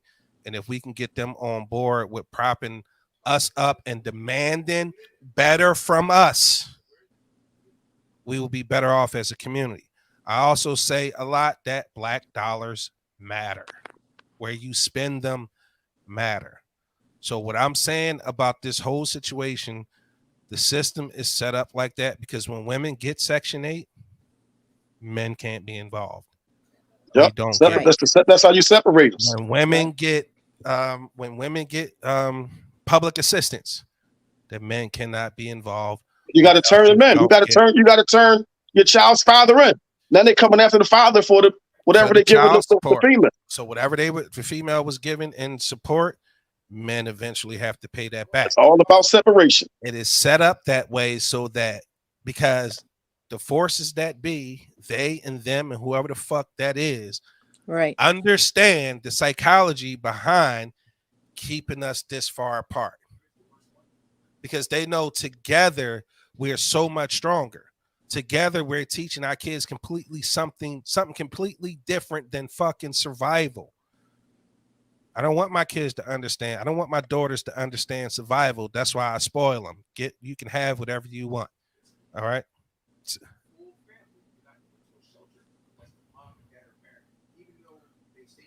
Don, come into the show. I don't think you can sit there and come into the show. You too close. The mic is going to get you. So go in the kitchen. Go in the kitchen. So the mic won't pick you up.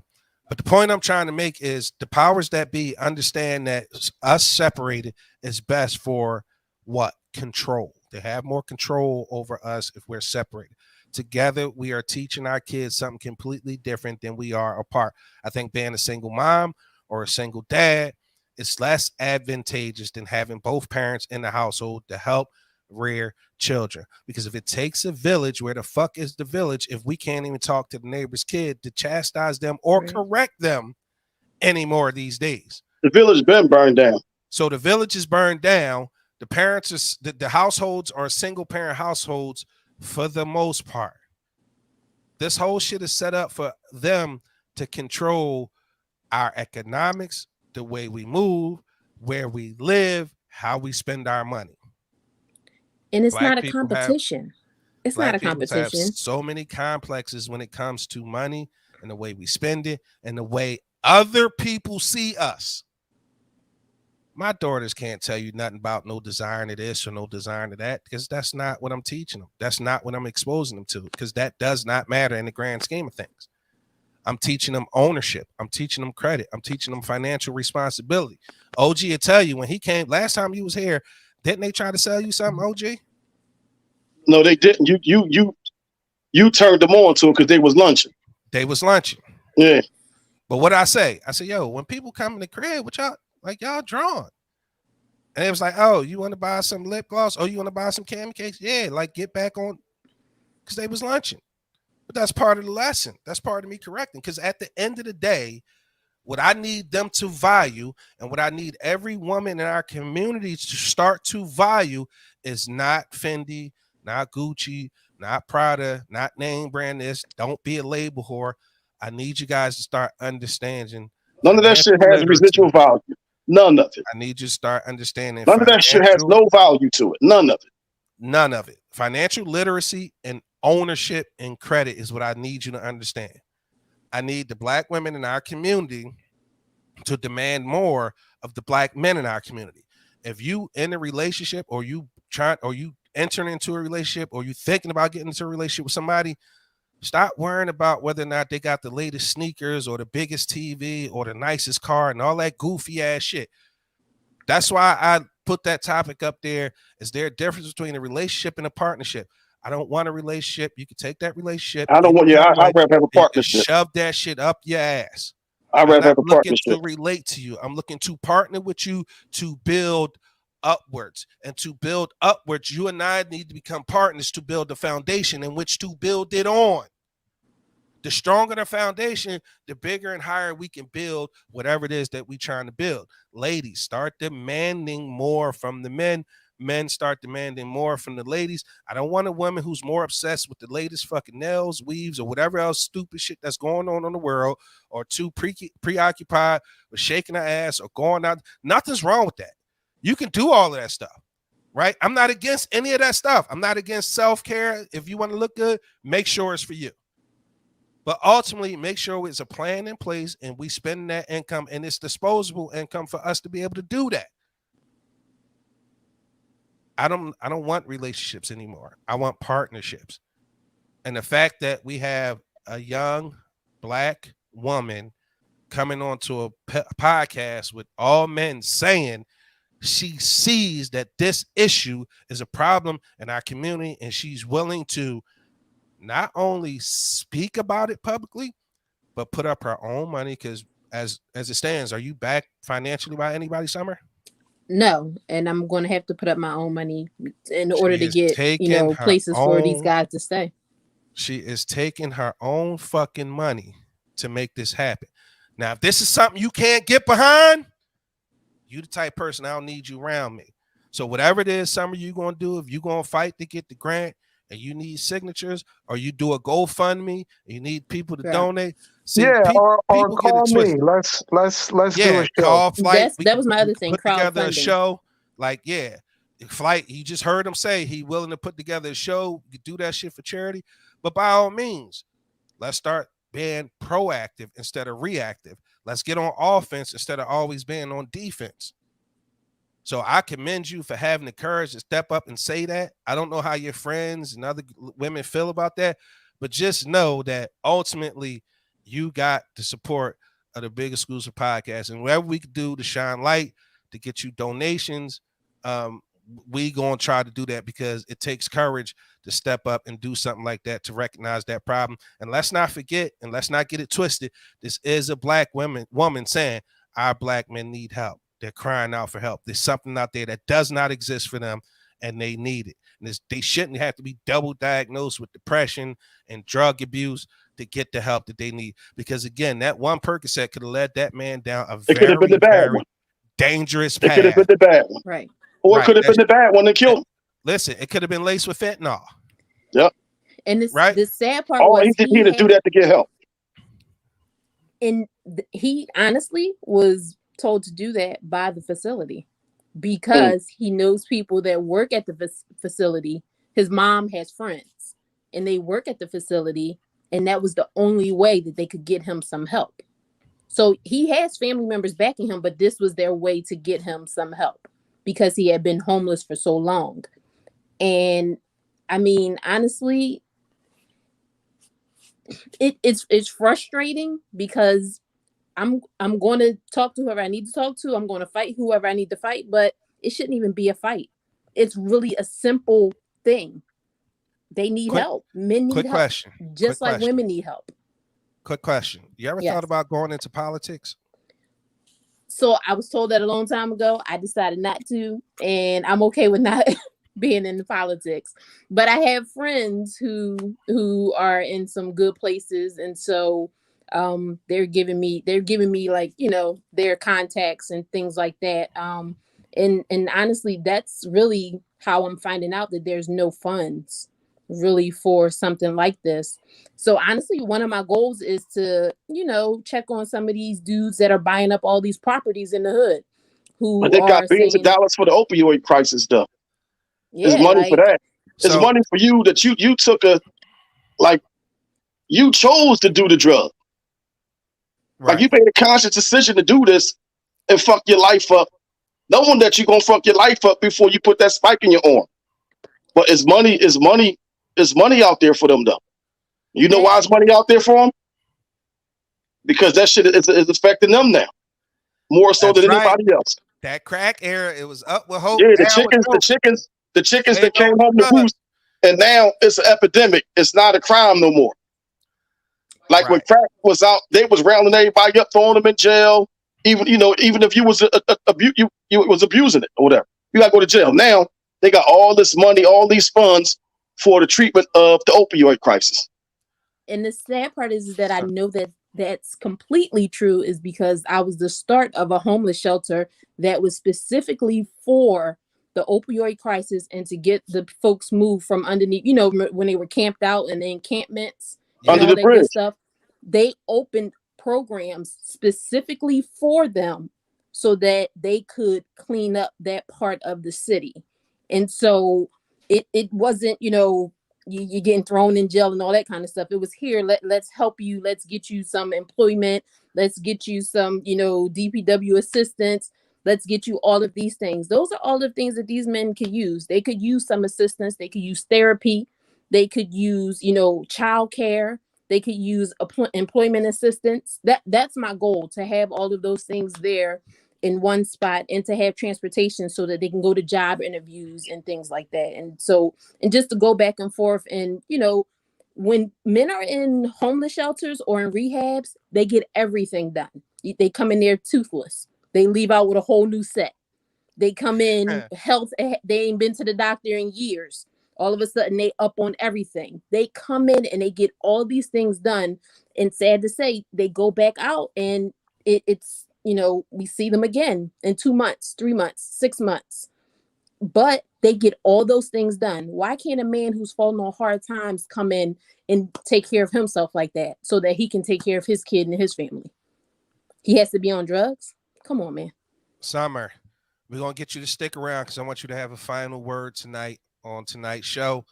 So I'm going to pop you backstage. Stick around. I want to bring Don in after I read a few of these. Matter of fact, stay up till I read these comments, okay? Okay. And then after that, I'm going to bring Don in and we're going to, you know, try and get him some flowers while he's here. Yay, Don. Crystal said, OG Lord, put the guns down. I'm simply saying it would help to see more protests to help men. Lobbyists. Yeah, but we want us to be the ones protesting just by ourselves. Crystal also said, lobbyists have been fighting for male ex-cons for years. I have been fighting for my men in this situation for years. Look at the progress we are making there. I'm just saying opportunity means activate. She also goes on to say, men, women, whoever, if you want me to grab a sign, I'm down, but get to the rights that we want, we got to protest. Tasha Queen said, control, there it is. Tiffany said, yes, speak that truth, big exclusive. Crystal comes back with welfare in Section 8 was a setup to keep black women a slave to the white man. I'm not denying that. So what needs to be done to fix it? Big Roll. Big Roll dropped a big one. He said, I got the rawest deal of all. I purchased a house for my family at the time. My first 2 kids, their mom and their grandma. The grandma convinced her daughter to open up her cash on welfare, despite the fact that she wasn't working, and I was providing the bread on the table and paying all the bills, clothes included. We went to court, and despite the fact that I showed the judge both letters that were sent to the same address for me and her, I told the judge we all live together. I don't know, the rest of it got cut off. I'm not sure why. I guess I may have to go to Facebook to read that one, Roll. Again, shout out to Summer for caring about what's right. Mel said, this is sad. Let me see, Big Roll. I want to read your whole thing. I left off together, judging. Oh, okay. Showed the judge both that the letter was sent to the same address for me and her. I told the judge we all live together. The judgment was still for me to pay the cash back to welfare for what they were giving to her. How the fuck was that right? I have no like the man that he's responsible for whatever she got. Hold on. He said, I have no confidence in men getting any fair share when it comes to needing support. I wanted to make sure I gave Big Roll. I read his whole statement, but go ahead, OG. What was you saying? Like whatever she got, he's responsible for paying it back. That's fucked up. That is fucked up. But Summer coming through with the solution. Summer, I'm gonna drop you down. Stick around because I want you to have a final word. I want to bring Don up because he did have some comments, and he's pretty much never on the show. He's the voice behind the scenes when you guys hear him sometimes. He is the executive producer of the Big Exclusive Podcast. Don from Critical Shot Studio. What's going on? Hey, how's it going? You guys can hear me well? We're good? Yeah. You getting feedback on my mic though. No, well, I'm sorry, bro. It's a good mic. But now, a cousin of mine, and well, now he got married her, but a cousin of mine, his two kids and his wife fell on hard times, and they had to get a shelter drawn. Why this chick? She like they went in as a family. They were common law, technically 6 year relationship. Both kids his. The lady brought in the wife alone and told the wife, "Well, how come y'all not married? How come you're not this and that?" She's like, "Look, we were going to get married, but that costs money." They told chick square out. If he just like went somewhere else, we're like, I'm taking you in right now, no questions asked.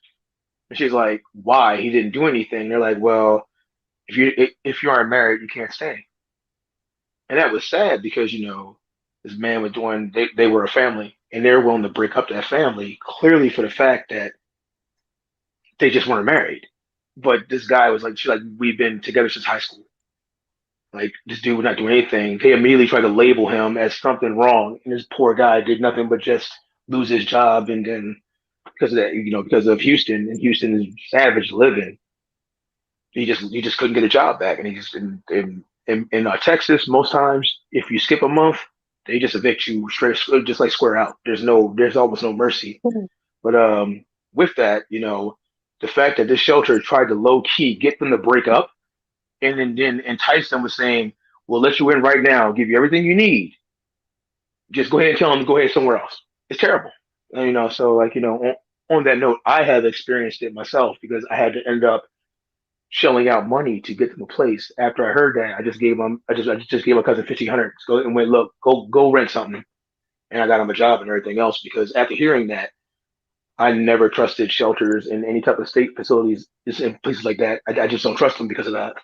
But that stuff does happen, and the psychological impact it has on him when he heard that could have made him do anything to himself. Like he could have just fell into a bad depression and then went, "Okay, so what did I do?" Or because of that label, it could have made him literally, "Okay, so if this is what they want, this is what they get." They don't really give a shit about what the man goes through when they say something like that to their woman, to their kids. Like they brought like literally everybody inside but him. So her kids heard that foolishness. Like they don't really care about dudes, man. Like that's all I had to say about it because I've lived it That's and fucked up. Then. I've seen it. It That's is, fucked up. but it is like she literally they went inside at 8:15. He was like, "All right, hold on, I'm gonna go talk to her."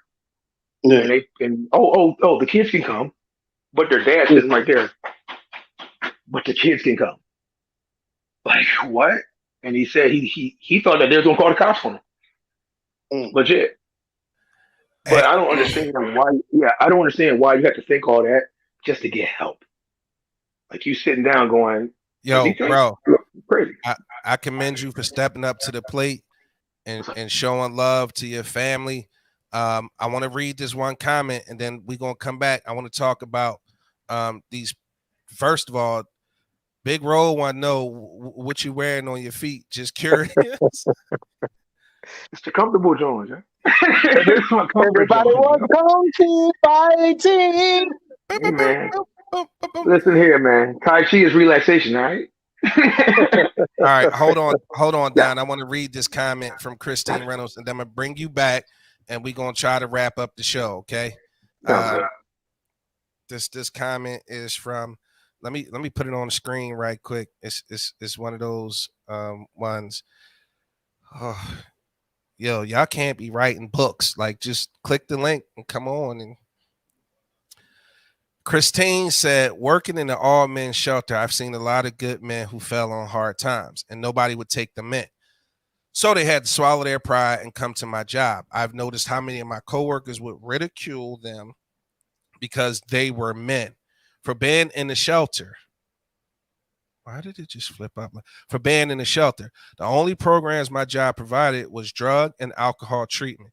If the residents didn't find housing within 6 months, they were put right back on the streets. I see how men are treated so poorly when they are struggling, but women have all the resources to get themselves back on track. That's so crazy to me. The system is messed up, shaking my hand. And then she gonna say, laugh out loud, whatever, bro. That's my sister. So yeah, Summer, I'm gonna pop. That's fucked up. Like, Summer, I want to pop you back in stream, and you had a story similar to what my sister Christine just spoke about. But more importantly, I want to give you the final word on, you know what I mean, your program, how people can help, where can they follow you to follow your journey. I'm gonna ask you right here on the podcast right now, will you kind of like let us follow your journey with you to get in there, and let us help any way that we can? So super not prepared for all of this, but I was thinking about Don's story and how that's very true. I was actually threatened with being fired. In order for some folks to get custody of their children, they have to have housing first. It was for a mom actually, but there's a system that you fill out for people when they come into shelters. It's a homeless management information system. And so you fill out the information and they ask if you have a spouse, if you have children, or whatever the case is, just, to gauge whether you'll get an efficiency, a 1-bedroom, a 3-bedroom. And I filled out the application for the mom. She had 3 kids, and the only way she get her kids back is to have housing for them. And so I filled it out and I said she had 3 kids. So they gave her a 3-bedroom house. They threatened me and said that I would be fired because I was only supposed to put that she was one person, a single person, so that she could get an efficiency and not a house, because she was in a single person shelter. So those are things, and that's probably, I don't even know if that was a thing with Don's family, but there's single person shelters and family shelters. But they threatened to fire me just because I went against the grain and decided that this woman, in order to get her kids back, she had to have housing. Why would I give her an efficiency? Why would I give her a 1-bedroom? So these are the things that happens in some of these shelters. And like Don said, that his family member was turned away. That's the kind of things that happen. And they do that because most of these programs are really set up for women. And so if there's no male involved, you can get more, or you can get something, because she probably would have been turned back on the street. That's why you see families out here homeless. I know we see some of the same families out here, standing on the corners and different things, but you see whole families out here homeless. If you're a family, why would you try to break that up? Because we fell on hard times as a family, so we're not allowed to fall on hard times as a family? It makes no sense. The world that we live in right now makes no sense whatsoever. But I'm not in the competition between men and women. I just know my fight is for men. If somebody else's fight is for women, then I'll gladly join that fight if it makes sense to me. But my fight is for men, and I'm going to figure out a way for single men, single dads that need help with childcare and different things like that to get help. And so I don't have anywhere where anybody can contact me. Guess what? I'm going to tell them they can contact you, Shannon. And then Whoa, we can yeah, that's what I'm gonna do. They can contact you to contact me. No. But I would love if you guys followed my journey, to see how this goes and to see what red tape I have to crawl through in order to get help and get funding. And maybe if anybody out there knows any people in government, Congress, senators, mayors, whoever you might know, committee people, maybe they might want to help. Maybe this will be something that somebody might think is important versus some of the stuff that we're doing. Like what are we doing now? It was a big thing not to have bags at the supermarket. What? People are getting killed in Philly left and right, and we're hearing about having bags at the supermarket. It's just, see, that's why I asked you if you thought about being a politician, because one of the things I say that will actually help strengthen our communities if we start to homegrown home grow our own politicians to fight for the agendas that actually matter to us. And if we grow them politicians from the ground up with our who believes in our agenda and having our agenda in mind, and that's another thing I think that those people or they have over us. They are completely comfortable playing the long game. Right. And I feel like we as a people are so impatient and we want that immediate microwave society. Everything quick. gratification. You know what I mean? And I think it's almost like they are built like the Manchurian candidates. Like they grow these politicians from birth. Yeah. They construct their lives to be this specific way so that when they have the opportunity to run and get elected, what are they doing? They're just doing with what they were raised, the agenda that was put into their minds, or they were not forced to believe in. But if you raise a kid to believe a specific set of things, yeah, that's going to be their moral compass. That's what they're going to do. That's what they're going to lead with, is their beliefs. And if they were raised with that belief, then they will get that shit done. And I feel like something like this would be a great platform to run on, because again, if we strengthen the lives of our men and women in our community and we uplift them and we hold them to a higher standard, then ultimately we would have a better community. You just imagine if women and men stop putting out, if you didn't have XYZ level of whatever. I don't want to say education. I don't want to say money, because it's not about that, but have some ambition, some drive. Not like, what I find like sexy as hell nowadays. Like if you want to learn, do business, if you want to educate yourself, if you seek knowledge, if you want to know what my business is, and you want to learn about business and financing and credit, and like, to me, that's super sexy. At that point, it doesn't really matter what you look like. I like ambition. Like I like the cerebral part of talking about business. Shit like that is a turn on for me. But I digress. I want to say thank you to Summer.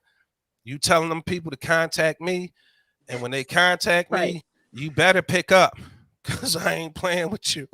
If they start hitting me up, you better pick up. So I want to say thank you for coming on. No, thank you guys for being an advocate for single men with kids. And I think your audience, honestly, I think your audience is a really group of intelligent folks who are in the world. They do, is all types of folks on here that do all types of jobs. Was it Christine? We pretty much work in the same area and we see the same things, so we know the same injustices.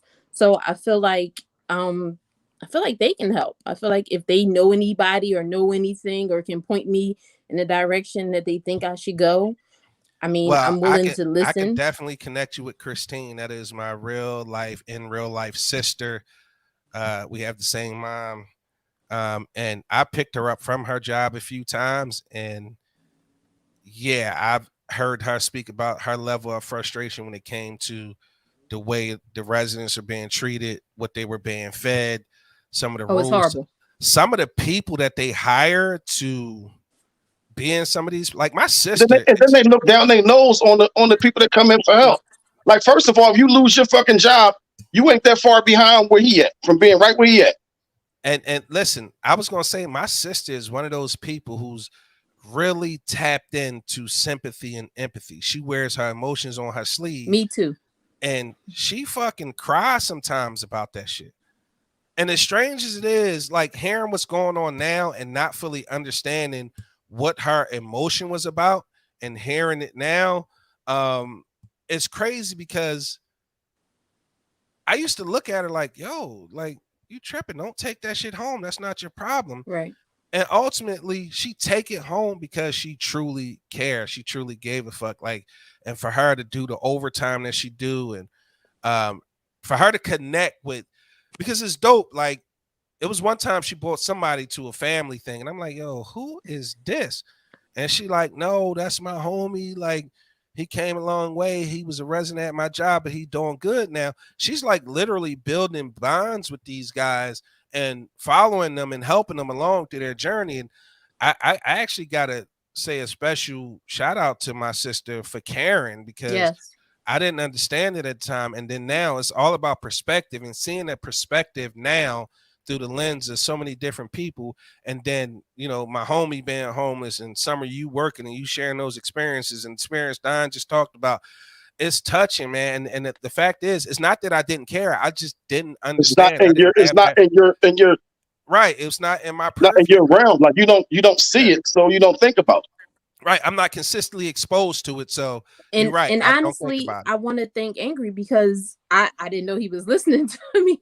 I was really trying to explain to him obviously he was listening, but I was trying to explain to him what I was trying to do and, how I was trying to go about it. And so I appreciate the support. It means a lot. So I appreciate that. Thanks for having me. So, shut up. Oh, sorry.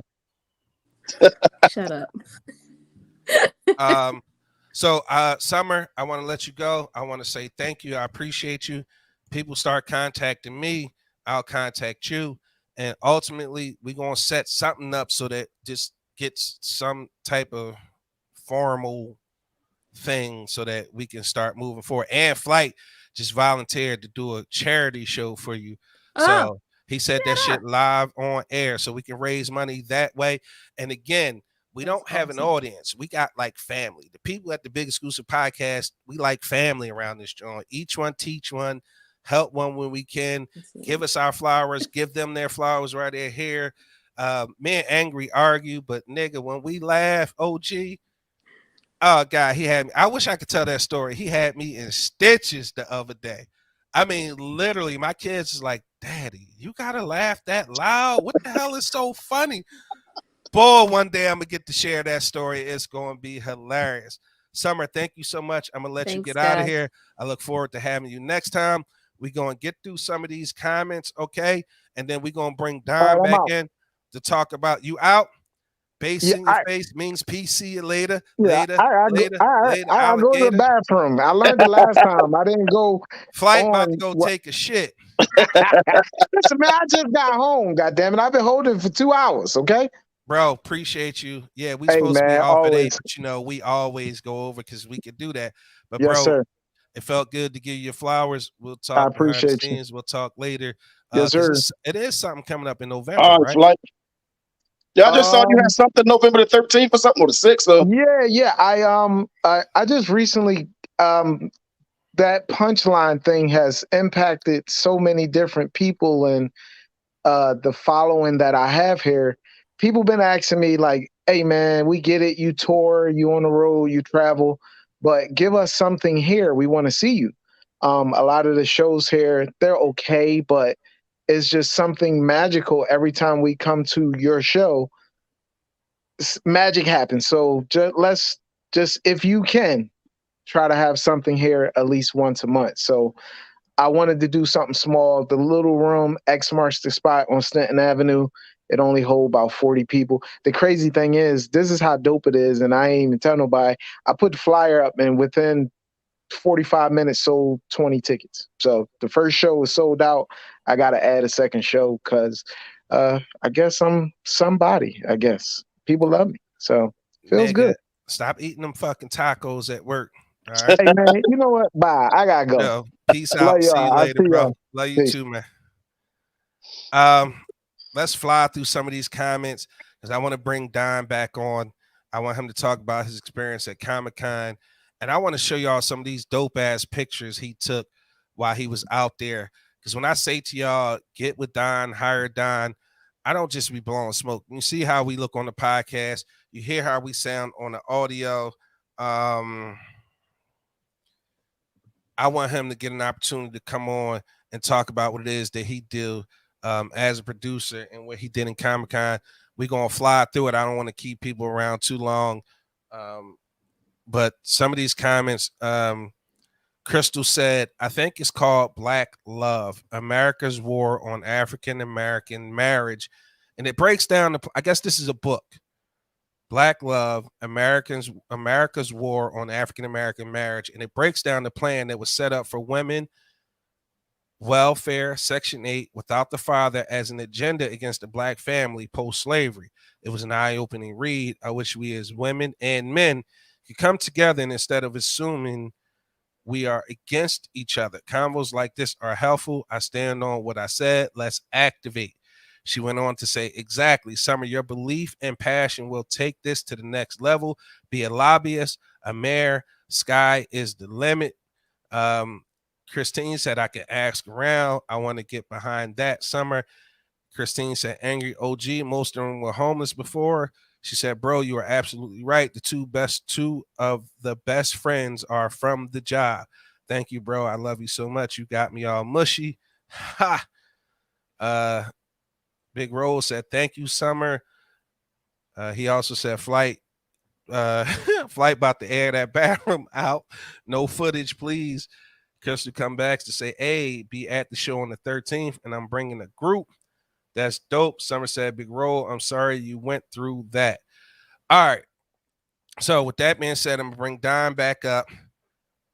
And Don, why you not on camera? Where your face at? This nigga trying to be remember, anybody watch Home Improvement? What was the guy behind the fence? You always only seen his eyes like this. What was his name? Anybody in the chat can tell me his name? Tim always talked to him through the fence, and it was like this. You can never see nothing else. And every now and again, he was slipped, and you would see through the crack a little bit. What was his name? Wilson. Okay, Summer. Bam. It was Ted. Was it? No, I know it wasn't. No. I sound like Wilson. Wilson sounds like it's right. Wilson sound like it's right.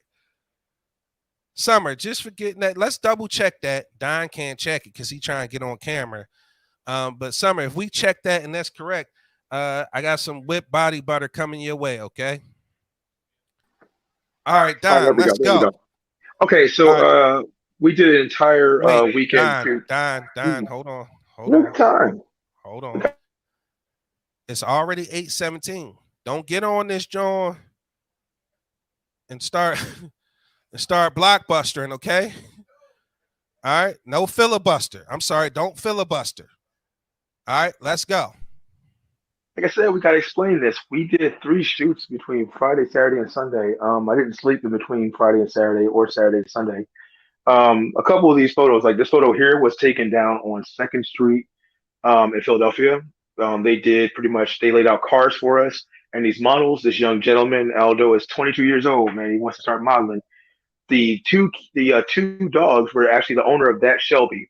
The owner of that Shelby actually owns those dogs. So we just took pictures with them because the dogs ran up to him. This was taken in dusk. Like, it was a pretty cloudy day, but this gentleman here, great guy. He just started modeling, and he was afraid that he wouldn't take good pictures because he was dark skinned. And we just made him pop, And the moment we took this picture, he started feeling himself a lot more, and he made some incredible pictures because we appreciated, him coming out to do that. And we're working with red here. So a couple of them will also be red, but this one right here, this gentleman and this lady here, we wanted to contrast that yellow guitar as well as her light brown skin against the red. So that's just a candid shot. You can use those for fashion. This person was behind a red background. We were doing red on red again, just to teach composition for those 2 colors, that you could wear a deeper red and have the brighter red bring that person out. Now, this is at New York Comic Con. This is Bronx Spider-Man. It's a young guy. He does charity work for kids in the Bronx. And he goes to the hospitals and check them out. This gentleman wanted to do a Dragon Ball Z Goku. If you're from the hood, you already know what Dragon Ball Z is. He wanted to do a beat up, battle damaged Goku, and he looked great. Like, in person, it was amazing. That one was like really, really good. This young lady was actually like just taking a break in this Snow White costume. She's a young Latina woman. I noticed her coming out, and I was like, "Yo, can I snap your picture real quick?" And she was like super surprised about it. But the picture turned out great. That was actually like one of my dud photos for this John here, but I took a few more of her as well. Once again, this is the dude Aldo again. We wanted to show how multiple colors, even though they contrast against the red, can bring out other colors. We wanted the purple to stand out, so we gave him the blue shirt and the chains, and the red brought out the purple. and this was taken during like the bright day. This young lady had two security guards with her. She's a famous cosplayer from Brazil. Her name is on the tag. The wings actually moved on their own, and then like they had like a little fog thing in the headdress to make it look like evil smoke is coming out the back. I didn't notice the necklace, so the next shot that I uploaded, I wanted to make sure people saw the necklace.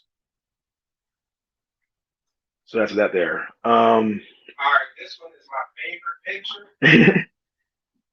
Yeah, we want because I didn't notice the necklace. I wanted to make sure the necklace was seen, so we did like a nice close up of her, so you can see that beautiful necklace. That thing is like she said it actually belonged to her grandmother. Like her grandma in Brazil like owned it and she gave it to her. So that's like a legit gold and onyx necklace.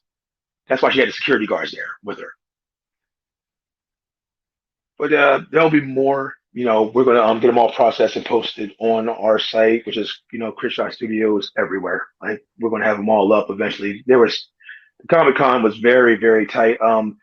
Actually, you guys need to download an app called Clear. The Clear app saves your vaccination data for everything, airports, concerts, everybody using it. If you do it and you sign up, all you gotta do is upload your ID, upload your vaccination card, and when you go to the airport, all you gotta do is just show them your Clear thing. They'll scan it, and then you're good to go. You don't gotta worry about nothing. A lot of places are gonna be implementing this, so as a heads up, you know what I mean? We big exclusives. That's some exclusive stuff, man. If you're going anywhere, concerts or whatever, get Clear and sign up. So that way, when you go to that ticket booth and they ask you, "Are you vaccinated?" all you gotta do is just show the little Clear thing, and it'll just scan. New York Comic Con had them all over the place, and you could not get in unless you verified that. I'm not taking the chat. Don, Well, I want to say thank you, and I'm super pleased to show off your work. And if you guys need some photography done, make sure you hit me up. I'm Don Management, booking agent, scheduler. Holidays coming up. Get that family photo together. Let's see. Let's get in some of these pictures or these comments. I'm sorry. Summer said yes. That was Wilson. Christine said beautiful work. She went and verified it. She hit Google. She said Earl Hindman played Wilson. Thanks for my gift. You got it. Just let me know which scent you want, and I will be sure to get it to you. Lick me all over. Pictures. She said, lick me all over. Okay. All right. Summer said beautiful. Melanie Scott says some of these almost look animated. Bro, that's crazy. She said pretty dope. She said yes. Big Rose said dope work, Don. Christine put the fire emojis and said it's fire. That being said, man, we got to wrap the show. It's still stuff we didn't get to, OG. She said yes, that licked me all over. You got it, Summer. You will be getting a jar of that whipped body butter. Lick me all over. I'll get that to you ASAP. Just inbox me some information and I'll line you right up so that you'll have it. OG. Yeah. Good fucking show tonight, man. It's still stuff we didn't get to, man. So it's some stuff like we didn't get to the fight. Deontay Wilder got knocked out. We didn't get to that. I doubt if it'll be relevant next week for us to talk about. It wouldn't be. No, so we can skip over that. It's too far gone. But yeah, he got knocked out. I just think he was, like they say in the hood, all that muscle shit don't mean nothing. He started fighting. He started boxing at 19. He lucky he got as far as he got in the game. Like, he made a bunch of money. Just go ahead and chill out because you got your brains knocked the fuck loose. And you're going to have brain damage later on in life if you keep fighting. Yeah, I'm going to say, yo, dude, he got my respect. He a fucking warrior. He a fucking animal, though. Yo, he went out on his sword. He went out on his shield. You know what? A person like that, he can't go out no other way, bro. No. He can't go out no other way. Like, I don't think he would have respected himself if he would have lost on points or some shit like that. He lived by that flying right hand. He died by right And hand. he was still getting up though. He was still getting up. He bro. still was going to get the fuck up. Yo, true definition of a warrior. I appreciate their trilogy, and you know what I mean. I hope that somebody can teach Bull how to box. It's too late. He's 35 years old. Like, if nothing else, stay at the weight where you comfortable. You know what I mean. Work on fundamentals like defense. You can't learn all that shit this late though. He got to work on his stamina. No, he got to quit. Just you made enough money. You cool. Like, don't keep putting yourself in harm's way. I can't say that because things that most people, especially athletes, are passionate about is super hard to walk away, bro. I just wish that he walk away or he quit and he get to lead with his faculties. With his faculties in order. Yeah. So next week, I'm not sure what we're going to talk about. We accepting all ideas for topics. If you want to, give us some topics, you can head over to the Big Exclusive Podcast on Instagram, Facebook, Twitter, and TikTok, Snapchat. We got all of that shit, man. It's hard to keep up with all of it. All right, man. You a half hour over. We out. I'm out. Yeah, but we got to get out of here. We see y'all next week. Don't forget, we'll release the link for the audio to the podcast tomorrow. We appreciate y'all. I got some white only pie to get, man. You got some white only pie? I got some white only pie to go in there and cut me a piece of, man. My homeboy hooked me up with some white only pie. I got some Cool Whip. It's going down. Enjoy that white only pie, bro. Make sure Fat gets some, okay? I don't know. She. I mean, I'm supposed to get her. Like that. Yeah. I don't know. Like that, bro. I'm gonna call up and tell her I got it though. All right, so that's on her to get around here to get it. I know she gonna get it then if you call and say you got it. OG, I appreciate you. Get out of here. Go get your pie, man. I'll talk to you a little bit later after the show. Big Rose said, all right, family, holla flight, peace, Big Exclusive. All right, man. I'm gonna say and do what I do every week. I'm gonna tell my daughters, Kayla and Cameron, I love you beyond infinity. Just don't forget that you are capable of whatever it is. Sky's the limit for you. I want you to take whatever legacy that I was able to create. I want you to expand upon it. I want you to take it. I want you to run with it. I want you to be as successful as your heart desires. Remember, see the world. This place is bigger than Philadelphia. I hope that I'm giving you opportunities to see different things and expose you to different things so that increases your ambition. Just know that Daddy love you.